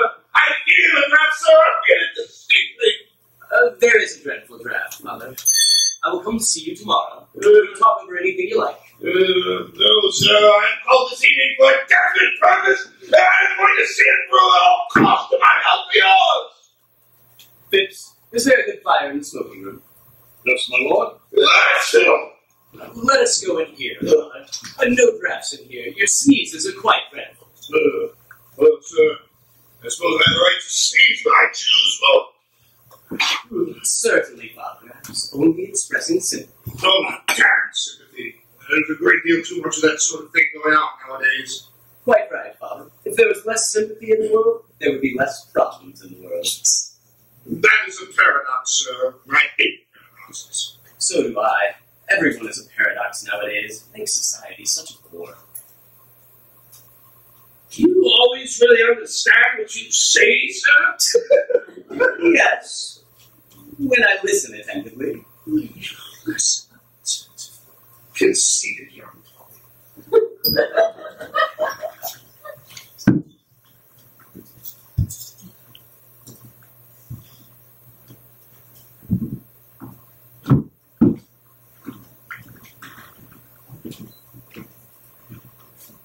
Phipps, there is a woman coming to see me this evening. When she arrives, show her into that room. Yes, my lord. It is of the utmost importance, Phipps. I understand, my lord. No one else is to be admitted. I understand, my lord. Ah, that's probably the lady now. I shall see her in myself. Well, sir, I will wait attendance on you. Excuse me, Father. I'll be there in just a moment. Remember, Phipps, into that room. Yes, my lord.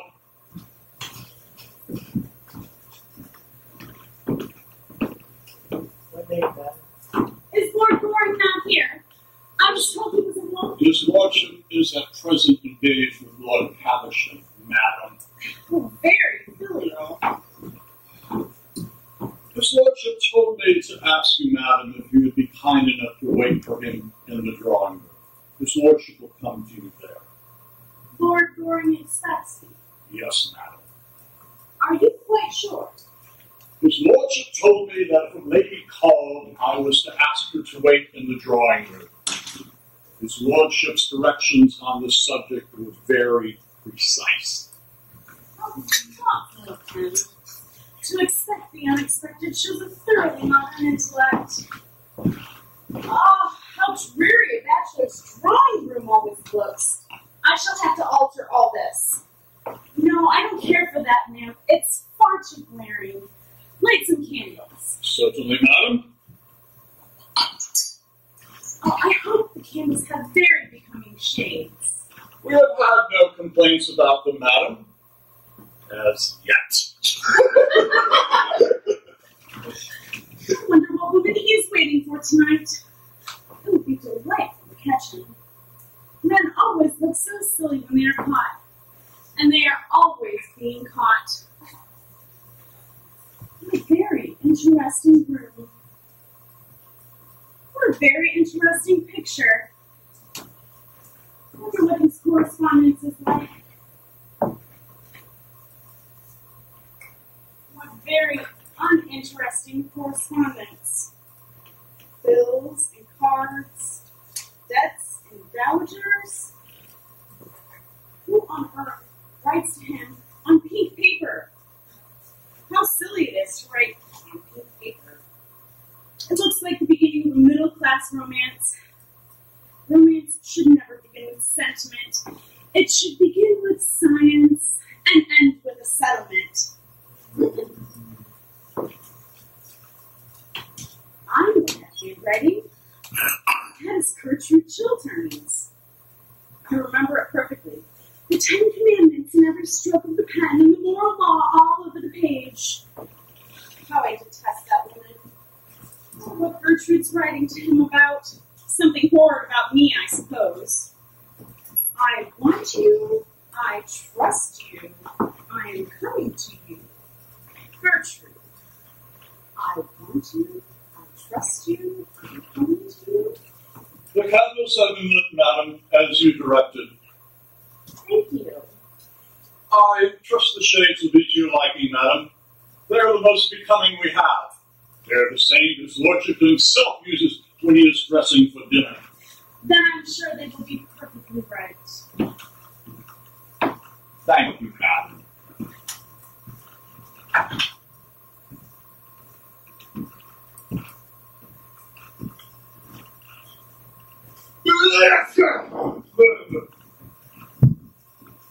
Certainly, if I am to be married, you will allow me to choose the time, place, and person.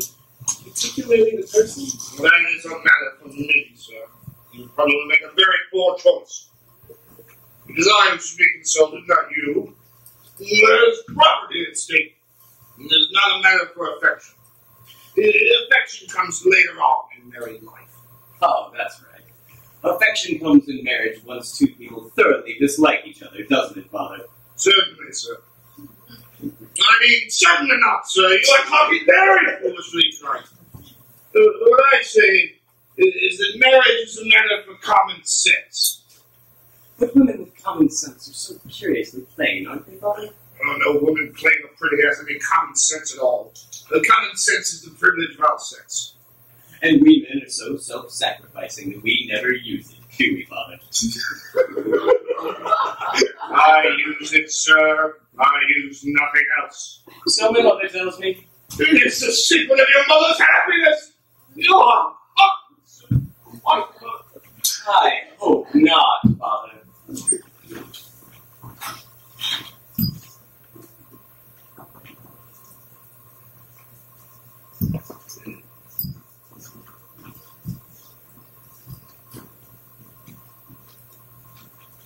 My dear Arthur, what splendid luck running into you on the doorstep. Your servant had told me you were not home. How extraordinary. I'm sorry, Robert. I'm very busy this evening, and I instructed my servant that I wasn't in to anyone else. Even my father received a comparatively cold reception. He complained of a draft the whole time. You must be home to me, Arthur, for you are my best friend. And perhaps by tonight, my only friend. My wife has discovered everything. I guessed as much. Really? How?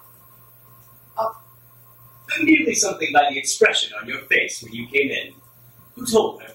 Mrs. Cheatley herself. And now the woman I love knows that I started my career on an act of low desire. I built my life on sands of shame that I sold like a common husk. Information entrusted in me as a man of honor. Thank heaven Lord Bradley had died before he found out I betrayed him. And I would to God that I had died before I had been so horribly tempted, sunk so low. But I did receive a telegram from the embassy at about 8 o'clock on the first second. Well, there is nothing known against her. On the contrary, she holds a rather high position in society, and it's sort of an open secret that Baron Arnheim left her the greater portion of his immense fortune. Other than that, I know nothing. so she's not a spy. Oh, no, she's not a spy. Their occupation is open. The newspapers do their work instead. And thunderingly well they do it. Arthur, may I ring for something? I'm terribly anxious. Some hopping cells. No, certainly. Let me. Arthur, tell me what I should do. You are my best friend. The friend you are. The only friend I can trust. I can trust you absolutely. Can I? Certainly. Oh, some hot and seltzer clips. Yes, my lord. And finish. Yes, my lord. Excuse me, Robert. You don't mind if I give some instruction to my servant? Certainly. When that woman arrives, tell her I am not in to anyone else. Tell her I've been suddenly called out of town. The lady is in that room, my lord. You told me to show her into that room, my lord. Perfectly well, Phipps. That's all. What a mess I am in. I shall get through it. I'll deliver her a lecture through the door. Awkward thing to manage, though. Arthur, please tell me what I should do. I feel as if I am on a ship without a rudder, in a night without a star. Robert, you love your wife, don't you? I love her more than anything in the world. I used to think ambition the great thing. It is not. Love is the greatest thing in the world. There is nothing but love, and I love her. But now I am ignoble in her eyes, defamed in her eyes. There is a wide gulf between us now. Has Lady Chiltern never done some indiscretion that she shouldn't forgive you your sin? My wife never. She does not know what weakness or temptation is. I am of clay like other men. She stands apart like good women do, pitiless in her perfection, cold and stern, and without mercy. But I love her, Arthur. We are childless. I have no one else to love, no one else to love me. Perhaps if God had granted us children, she would be kinder to me. He has given us a lonely house. It was brutal to her last night. But I suppose when sinners talk to saints, they are always brutal. I told her these truths from my standpoint, from the standpoint of men. Robert, your wife loves you. Perhaps she is forgiving you right now. If she loves you, why should she not forgive? God grant it. God grant it. Father, there's something else I need. Talk himself to sir. Thank you. Did you arrive in your carriage, Robert? No, I walked through. Sir Robert will take my cat, Phipps. Yes, my lord. Robert, you don't mind my sending you away? Arthur, you must let me stay for 5 minutes. I have decided what I will say in the house tonight. The debate on the Argentine Canal is to begin at 11, and I am going to...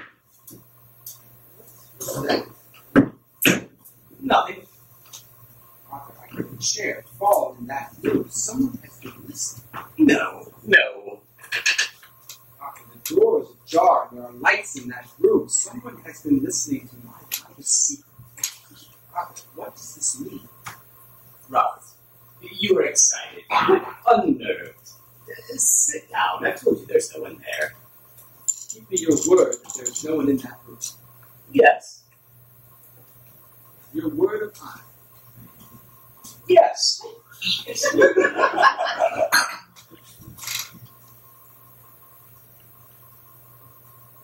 Arthur, I must see you. Robert, I have told you that there is no one there. This must stop. Arthur, I demand you let me in that room. I must know that there is no eavesdropper that has heard my life's secret. Arthur, you don't understand what I'm going through. Robert, I have told you that there is no one there. That is enough. It's not enough. Arthur, you have told me there is no one there. What reason do you have to refuse me? Robert, for God's sakes, there is someone there. Someone we must not see. I thought so. I forbid you to enter that room. Stand back. Arthur, my life is at stake. I don't care who is there. I will know who has heard my secret and my shame. Great heavens, his own wife. What explanation do you have for the presence of that woman? Robert, that woman is stainless and guiltless of all offense toward you. She is an infamous, vile thing. It is not true. She came here because she loves you. She came here to save you. It was for you that she came here. Arthur, you are mad. What do her intrigues with you have to do with me? Let her continue to be your mistress. You two are suited well to each other. She corrupt and shameful. You false as a friend, treacherous as an enemy. Don't say that. Under heaven, do not say that. In her presence and yours, I shall explain all. Stand back. You have lied enough upon your word of honor.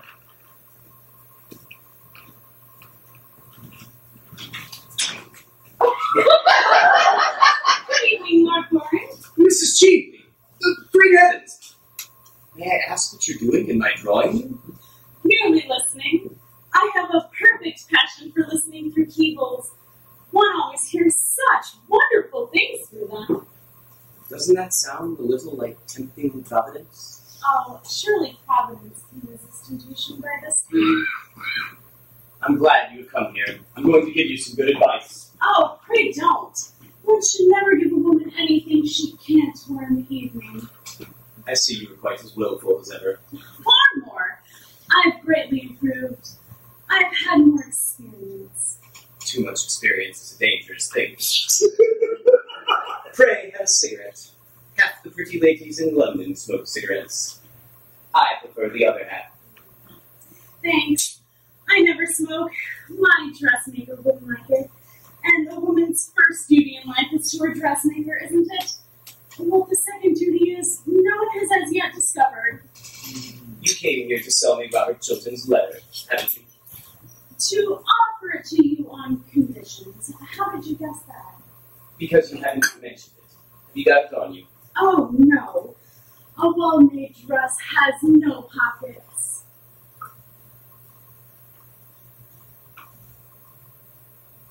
What did you come here for?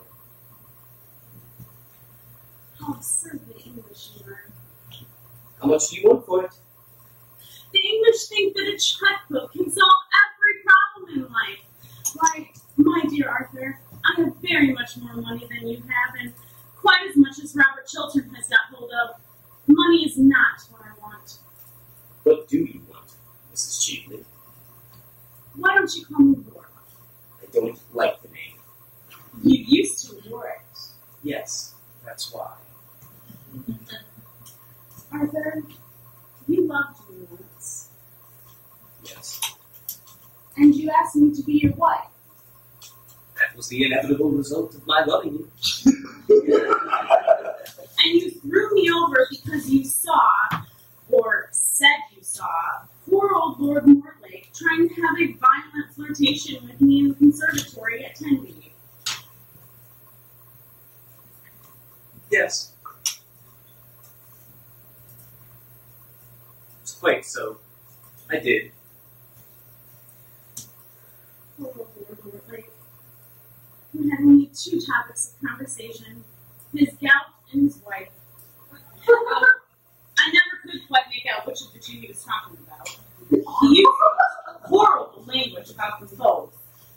Well, you were silly, Arthur. Like, Lord Mortlake was never anything more to me than an amusement. One of those utterly tedious amusements one only finds at an English country house on an English country Sunday. I don't think anybody at all morally responsible for what he or she does at an English country house. Yes, I know many that would say that. I loved you, Arthur. Mrs. Cheap, we both know you are far too clever to know anything about love. I did love you. And you loved me. You know you loved me, and love is a very wonderful thing. I suppose that when a man has once loved a woman, he would do anything for her except continue to love her. Yes, except that. I'm tired of living abroad. I want to come back to London. I want to have a charming house here. I want to have a salon. If one could only teach the English how to talk and the Irish how to listen, society here would be quite civilized. Besides, I've arrived at the romantic stage. When I saw you last night at the Chilterns, I knew you were the only person I had ever cared for. If I ever have cared for anybody, Arthur. And so, on the morning of the day you marry me, I will give you Robert Chiltern's letter. That is my offer. I will give it to you now, if you promise to marry me. Now. Tomorrow. Are you serious? Yes, quite serious. I should make you a very bad husband. I don't mind bad husbands. I've had two. They amused me immensely.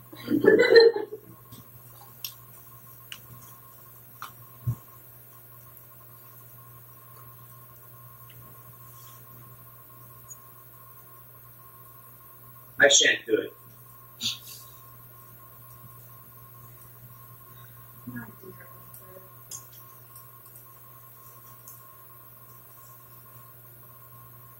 I amuse myself.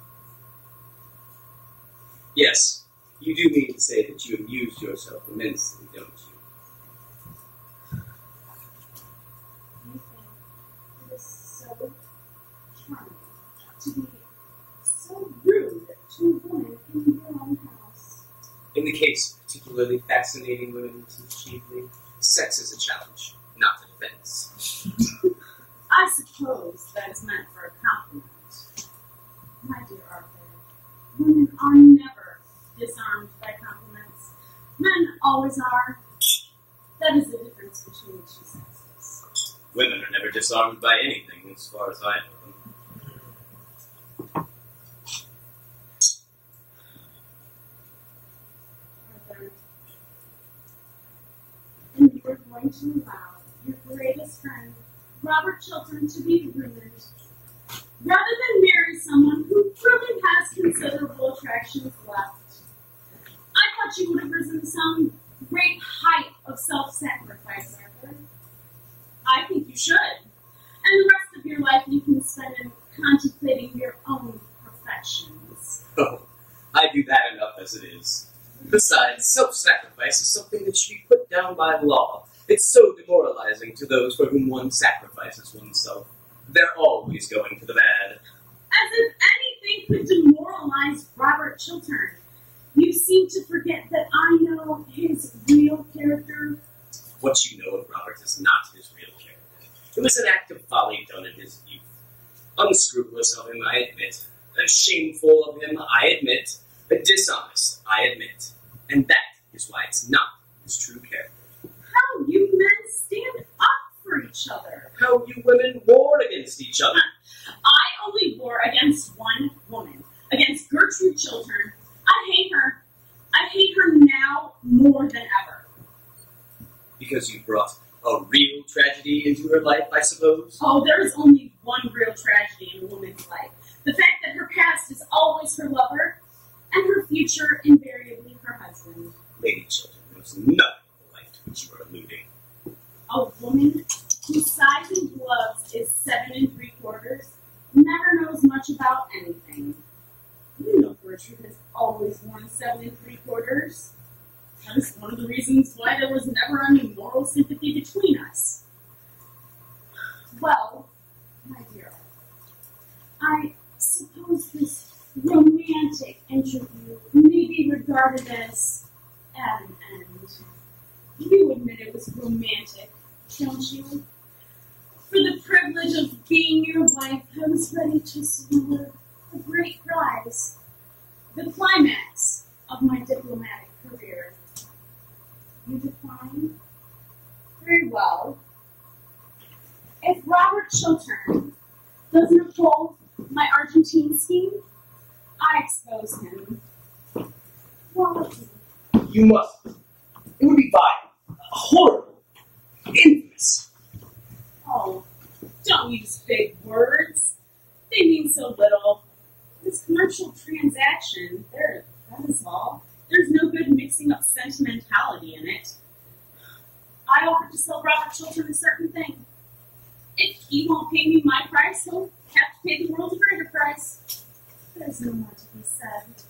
I must go. Goodbye. Won't you shake hands? With you? No. You seem to have forgotten that it was you who came here tonight to talk of love. You whose lips desecrated the word love. You to whom the thing is a book closely sealed.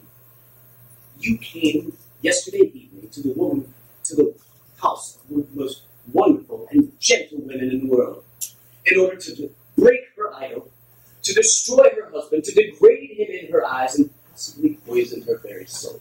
For that there can be no forgiveness. For that I will not forgive. Arthur, you are unjust to me. Believe me, you are quite unjust to me. I didn't go to taunt Gertrude at all. I had no idea of doing anything of the kind when I entered. I called with Lady Markby simply to ask if an ornament, a jewel that I lost somewhere last night, had been found at the Chilterns. You don't believe me? Ask Lady Markby. She will tell you it is true. The scene that occurred happened after Lady Markby had left, and was really forced on me by Gertrude's rudeness and sneers.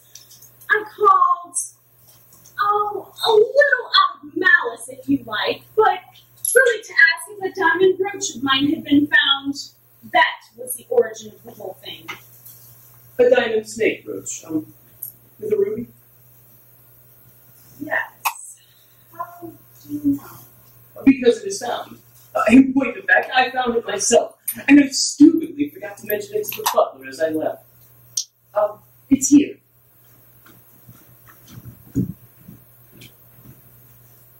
No, here.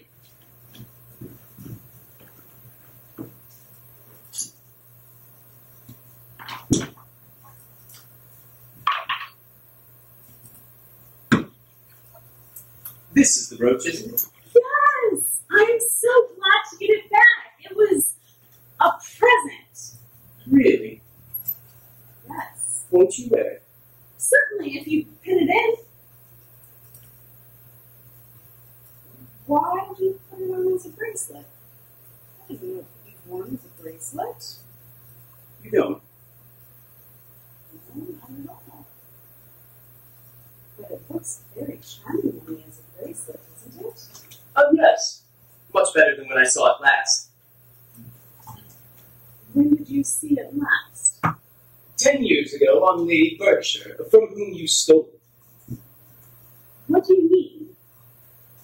What I mean is, I gave that to my cousin, Mary Berkshire, 10 years ago on her wedding, from whom you stole it. Suspicion fell on a wretched servant, and she was cast out of the house in disgrace. I made up my mind to find the thief and not tell anyone of it until I had. and I have found the thief and heard her own confession. It is not true. Mrs. Cheatley, the thief is written all over your face. What are you going to do? I'm going to ring for my servant. A very admirable servant that always comes the moment that someone rings for him. And when he arrives, I'm going to tell him to fetch the police. The police? What for? Tomorrow, the Berkshires are going to prosecute you. That's what the police are for. You mustn't. Don't do that. I'll do anything in the world you want. Give me up Robert Chilton's letter. I've not got it on me. Give me up Robert Chilton's letter. Stop. Let me have time to think. Give it to me.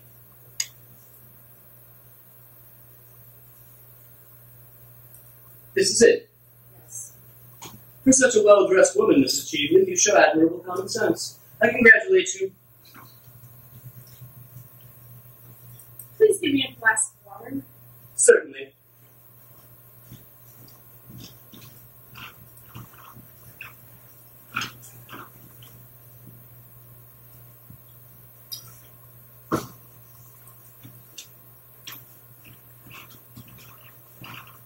Thanks. Please give me my cloak. With pleasure.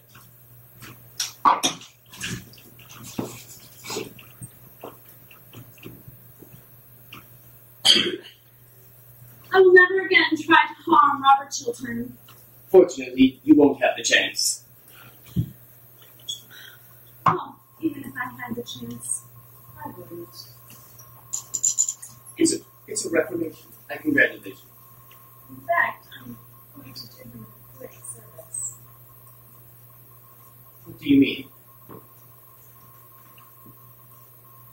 Well, I find that Gertrude's dying speech and confession has strayed into my possession. What are you talking about? I'm going to send Robert Chiltern the love letter his wife sent to you tonight. Love letter? I want you. I trust you. I'm coming to you, Gertrude. You wretched woman! Must you always be thieving things? Give me up that letter at once. You will not leave my house until I have got it. I will take it from you by force if I have to. Lord Loring merely rang that you should show me out.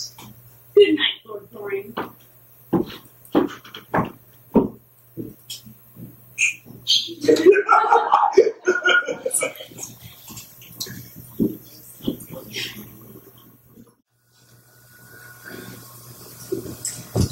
How irritating. There's no one in this house to talk to. I'm so full of interesting information. I feel like the latest edition of something or other. Sir Robert is still at the Foreign Office, my lord. Lady Chilton not down yet. The ladyship is not yet left the room. Mrs. Chilton has just come in from writing. Ah, that's something. Lord Caversham has been waiting in the library for some time for Sir Robert. I told him your lordship was here. Thank you. Would you kindly tell him I've left? I shall do so, my lord. I really don't want to see my father for 3 days running. It's too much for any son. Father should neither be seen nor heard. It's the only proper basis for family life. Mothers are different. Mothers are darlings. Hello, sir. What are you doing? Wasting your time as usual, I suppose. Have you thought about what we spoke of last night? I've thought of nothing else. Engaged to be married yet? No, but I hope to be before lunch. You've met till dinner time if it would be of any convenience to you. Thanks, but I prefer to be engaged before lunch. Never knew you're serious about. Neither do I, Father. I suppose you've read the Times this morning. The Times? No. But the only thing that a man needs to know is in the Morning Post. Where the Duchess is off. You mean to tell me I read the Times leading article on Sir Robert Chiltern's career? Good heavens, no. What does it say? Well, what should it say? Everything complimentary, of course. Chiltern's speech on this Argentine canal scheme was was one of the finest pieces of oratory delivered in the house in Cincinnati. Oh. Ah, Canning. Never heard of it. Never wanted to. But tell me, did he uphold the scheme? Uphold it, sir? How little you know him. He denounced it roundly, the whole system of modern political finance. This speech was the turning point in his career, as the Times points out. You should read this article, sir. Sir Robert Chiltern, most rising of our young statesmen, brilliant orator, unblemished career, well-known integrity of character, represents what is best in English public life. What contrasts the lax morality so common among foreign politicians. They will never say that of you, sir. No, Father, but I am happy about what you say about Chiltern. It shows that he's got pluck. He's got more than pluck. He's got genius. I prefer pluck. Genius is so common nowadays. Why don't you go to Parliament? Father, anyone that goes into Parliament is dreadfully dull. And only people that are horribly dull ever succeed there. Why don't you do something useful with yourself? Why don't you propose to that pretty Miss Chiltern? I think I shall. But I'm of a very nervous disposition in the morning. No, I suppose that's the slightest possibility of her accepting you. I don't know how the betting stands today. If she did accept you, she'd be the prettiest fool in England. Yes, that's just the sort of woman I should like to marry. A woman, a sensible woman anyway, would reduce me to idiocy in less than 6 months. You don't deserve her, sir. My dear father, if we men married the women we deserve, we should have a very bad time of it. Good morning, Lord Caversham. I hope Lady Caversham is quite well. Lady Caversham is, as usual. As usual. Good morning, Miss Maiden. And Lady Caversham's bonnets. Are they all better? Well, I'm afraid, my dear, they've had a serious relapse. Good morning, Miss Maiden. I hope an operation will not be in order. If it is, would you like to give Lady Caversham a narcotic? Oh, otherwise she'd never consent to have a feather touched. Good morning, Miss Mabel. Are you here? You understand that after breaking your appointment in the park, I'm never going to speak to you again? You are quite right, my dear, quite right, as far as he is concerned. Do you think you could make your son behave just a little bit better as a change? Well, I regret to inform you, Miss Chiltern, I have no influence over my son whatsoever. I wish I had. And if I had, I know what I would make him do. I'm afraid he has one of those terribly weak natures about him that makes him unsusceptible to change. He is heartless, quite. I hope not, Father. I can see I'm a little in the way here. It's very good for you to be in the way and know what others say of you behind your back. Oh, I don't at all like to know what others say about me behind my back. It makes me far too conceited. After that, I really must bid you good morning. I hope you're not going to leave me here alone with Lord Goring at such an early hour. Well, I'm afraid I can't take him with me to Downing Street. Today is not the Prime Minister's day. For seeing the unemployed! Oh. People who break their appointments in the park are horrid. Detestable. I'm glad you admit it, but I wish you would not look so pleased about it. Miss Mabel, when I'm with you, I'm always pleased. Then I suppose it's my duty to remain with you. Of course it is. Well, my duty is a thing I never do on principle, so I must leave you. Miss Mabel, please don't. I have a question I'd like to ask you. Oh, is it a proposal? Yes, it is. I'm bound to say it is. I'm so glad that makes the second today. The second today? What impertinent ass has proposed to you and I have? Tommy Trafford, of course. It's one of Tommy's days for proposing. He always proposes on Tuesdays and Thursdays during the season. But you didn't accept my hope. I make it a rule never to accept Tommy Trafford. Of course, as you didn't show up this morning, I very nearly said yes. It would have been a lesson for both you and for him. It would have taught you both better manners. Oh, bother Tommy Trafford. He's a silly little ass. I love him. I know, and I'm sure you could have said it by now. I'm sure it would have given you heaps of opportunities. Mabel, do be serious. Please be serious. That's the sort of thing a man always says to a woman before he's married her. He never says it afterwards. I've told you that I love you. Can't you love me a little in return? You silly Arthur. Admitting anything about anything, which you don't, you would know that I adore you. All of London knows I adore you, except you. I've been going about the past 6 months telling all of society how much I adore you. I wonder if you consider you have anything to say to me at all. I have no character left, and at least I feel so happy I'm sure I have no character left at all. Dear, you know I was dreadfully afraid of being refused. But you have not yet been refused by anyone, have you, Arthur?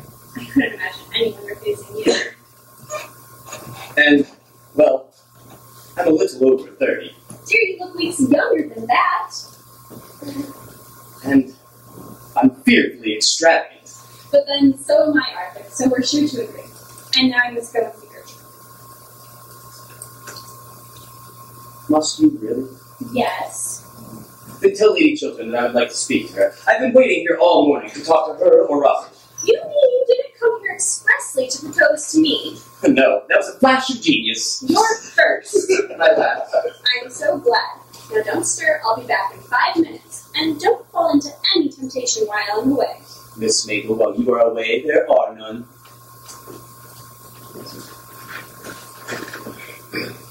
Good morning, dear. How pretty you are looking. Good morning, Gertrude. How pale you are looking. It's most becoming. Good morning, my lord. Good morning, Lady Chiltern. I'll be in the conservatory under the second palm tree on the left. The second on the left. Yes, the usual.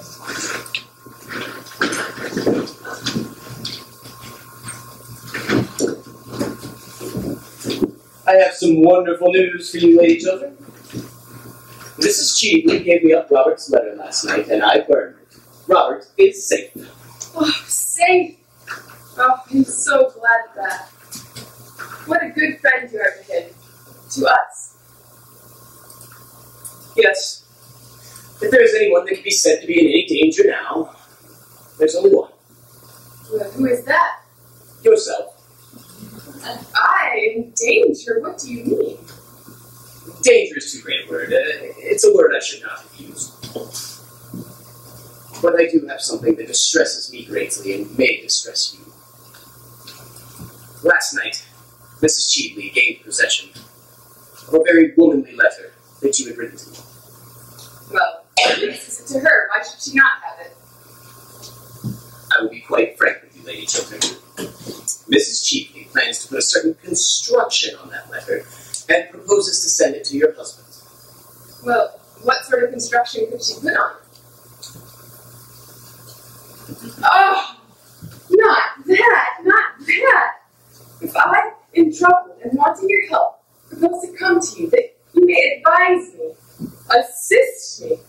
Ah, are there women as horrible as that?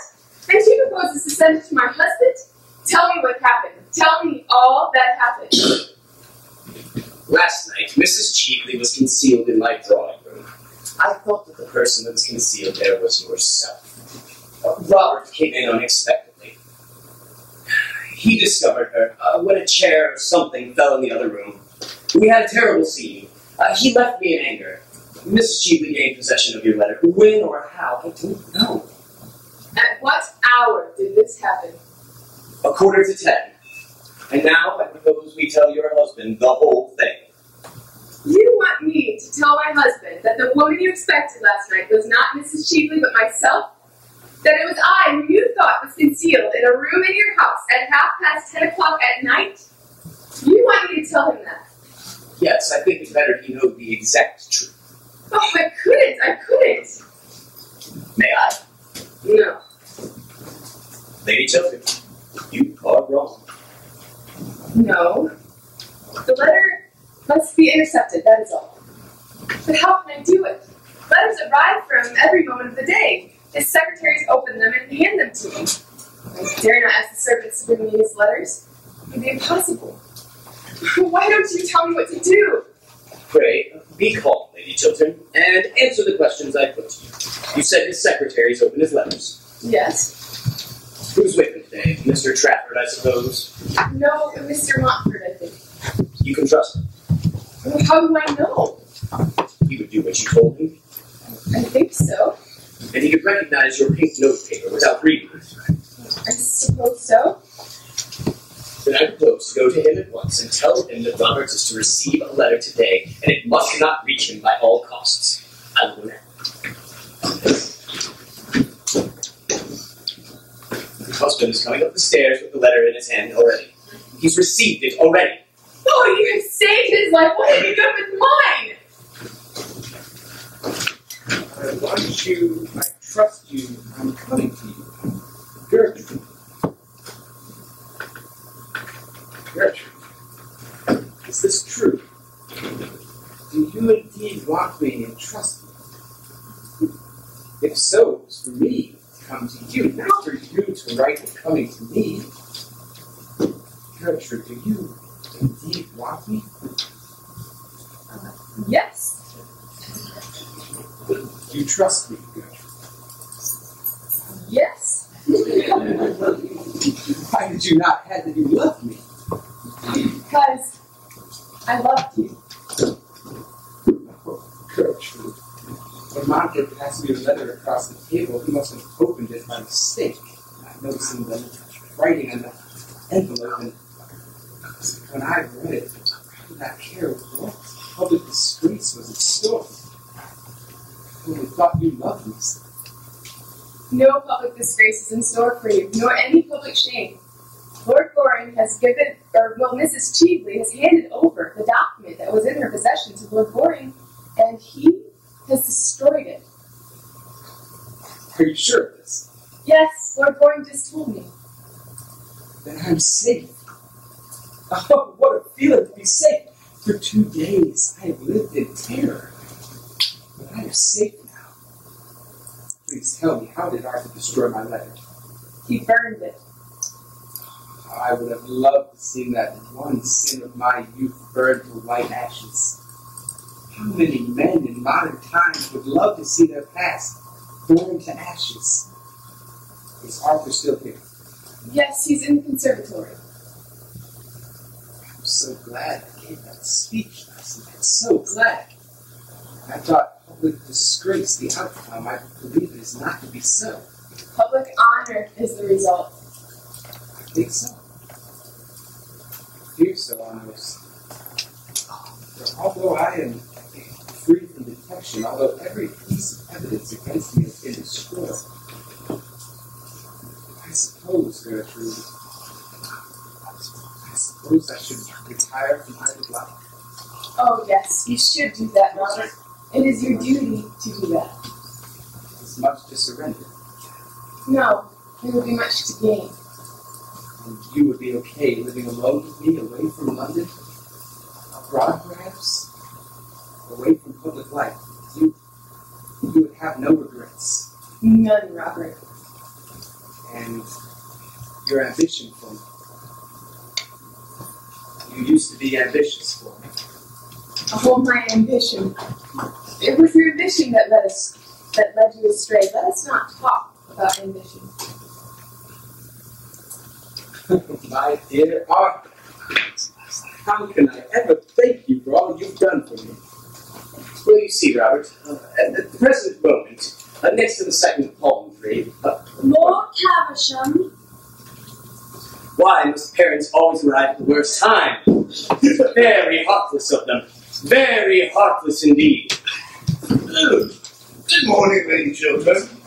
Congratulations, children, on your brilliant speech last night. I have just been to the Prime Minister, and you are to have the vacant seat in the cabinet. Vacant seat in the cabinet? Yes. Here is the Prime Minister's letter.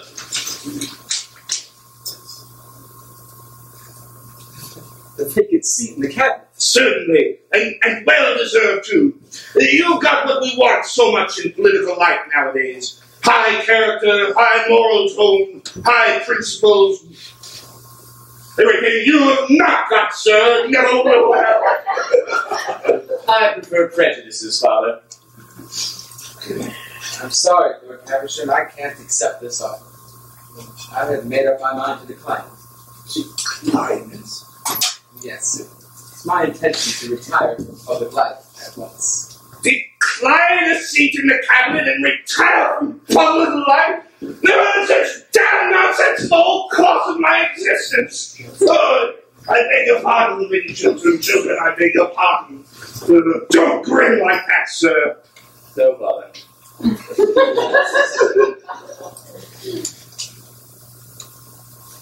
Lady children, you are a sensible woman. And the most sensible woman in London. The most sensible woman I know. Would you kindly prevent your husband from making such a, would you kindly do that, lady children? But I believe my husband is right in his determination, Lord Caversham. I approve of it. Heavens! I admire him for it. I admire him immensely for it. I have never admired him so much before. He is finer than even I thought him. You go now and write your letter to the Prime Minister, won't you? Don't hesitate about it, Robert. I suppose I can write it at once. Such offers are not for me. Just a moment, Lord Caversham. Can I come with you, Robert, may I not? Yes.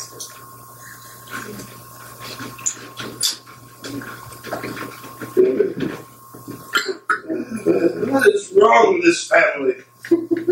There, eh? Idiocy. Hereditary, I suppose. As well as him. Very sad.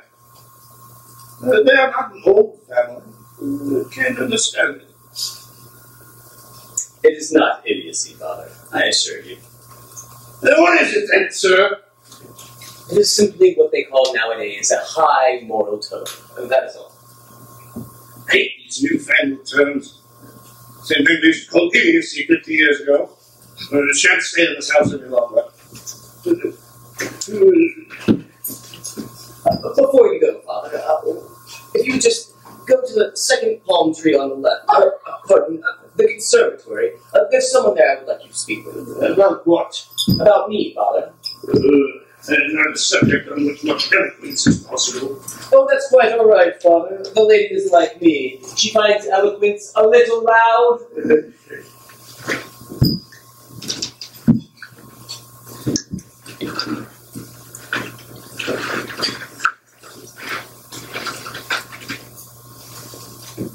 Why are you playing Mrs. Cheebley's cards? I don't understand you. Yesterday evening, Mrs. Cheebley attempted to drive your husband from public life or to make him adopt a position of dishonor. From the latter tragedy, you saved him. The former, you are now thrusting upon him. Why would you do what Mrs. Cheebley tried to do and failed? He's Lord Goring. Allow me, Lady Chiltern. Last night, you wrote me a letter in which you said you trusted me, in which you would come to me for help. Now is the time when you have to trust me and trust in my judgment. Do you want to kill Robert's love for you? Do you want to crush his ambitions and his success? The place of women is to forgive. It is their mission. Women's lives progress in lines of emotion. Men's lives progress along lines of intellect. If you do this, it will destroy him. Besides, Robert has been punished enough. We have both been punished. I set him up too high. Then do not set him down too low. If he has fallen from the altar, do not thrust him into the mire. This for him would be the very mire of shame.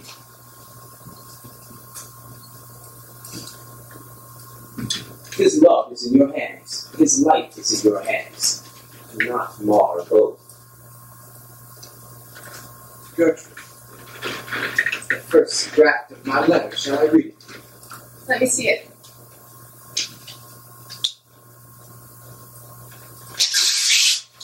What are you doing? A man's life is of more value than woman's. It has larger issues, wider scope, greater ambitions. Our lives revolve in the curves of emotions. It is upon the lines of intellect that a man's life progresses. I have just learned this and much else with it from Lord Morgan. I will not spoil your life mockery, nor see you spoil it as a sacrifice to me, a useless sacrifice. Gertrude. You can forget. Men easily forget. And I forgive. That is how women help the world. You see that? My wife. My wife.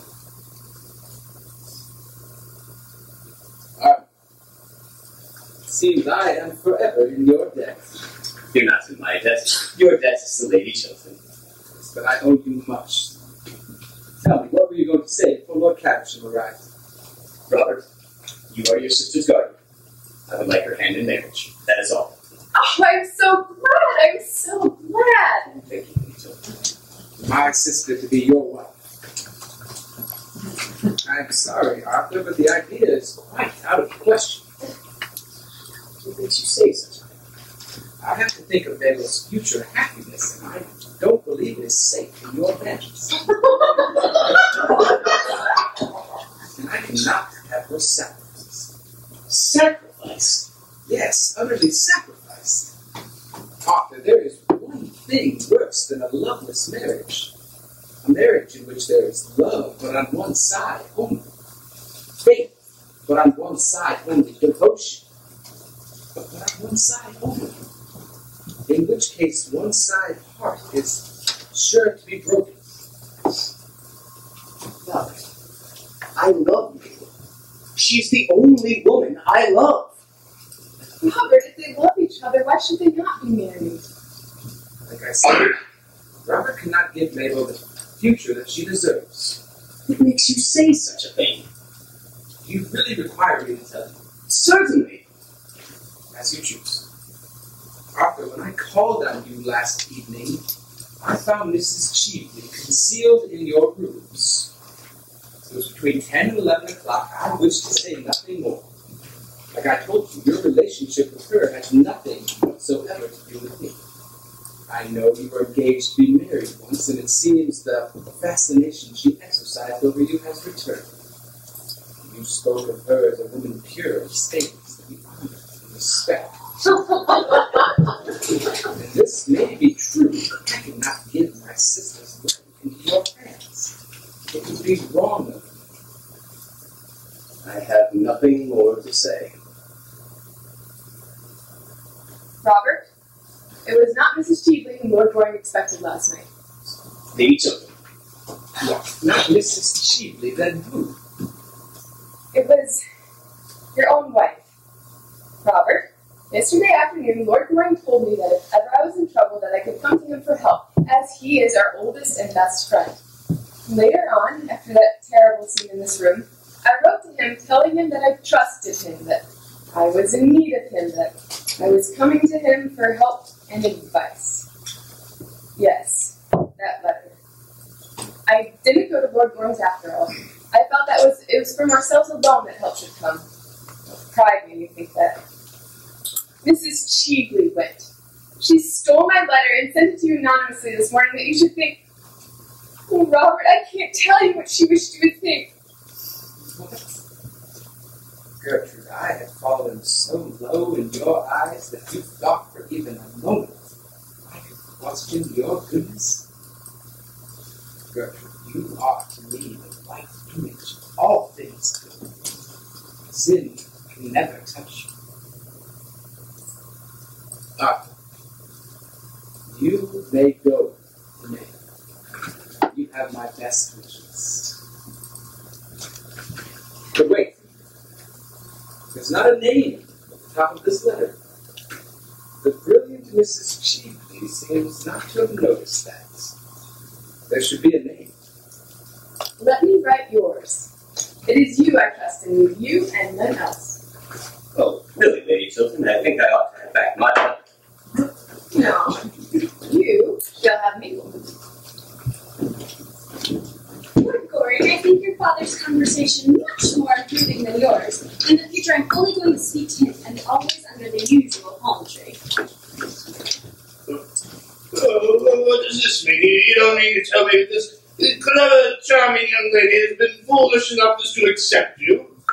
Certainly, Father. And Robert has been smart enough to accept a seat in the cabinet. Oh, I'm delighted to hear it, children. If this country doesn't go to the dogs and the radicals, we shall have your prime minister someday. Luncheon is on the table, my lady. You will stop to luncheon, Lord Caversham, won't you? Oh, certainly, certainly. I'll drive you down to Downing Street afterwards, children. You have a great future in front of you. A great future. It's more than I can say for you, sir. Your career will have to be entirely domestic. Yes, Father. Domestic. If you don't make this young lady an ideal husband, I'll cut you off with a shilling. An ideal husband? Oh, I don't think I should like that. It sounds like something of the next world. What do you want him to be then, for you, dear? He can be whatever he chooses. I just want to be a real wife to him. Like I say, Miss Chiltern, there's a good deal of common sense in that.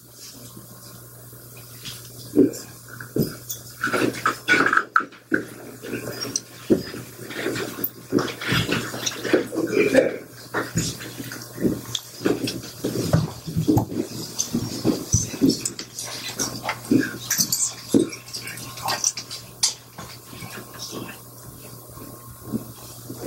Aren't you coming in, Robert?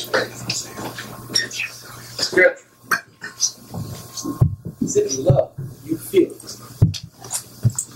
Or is it pity?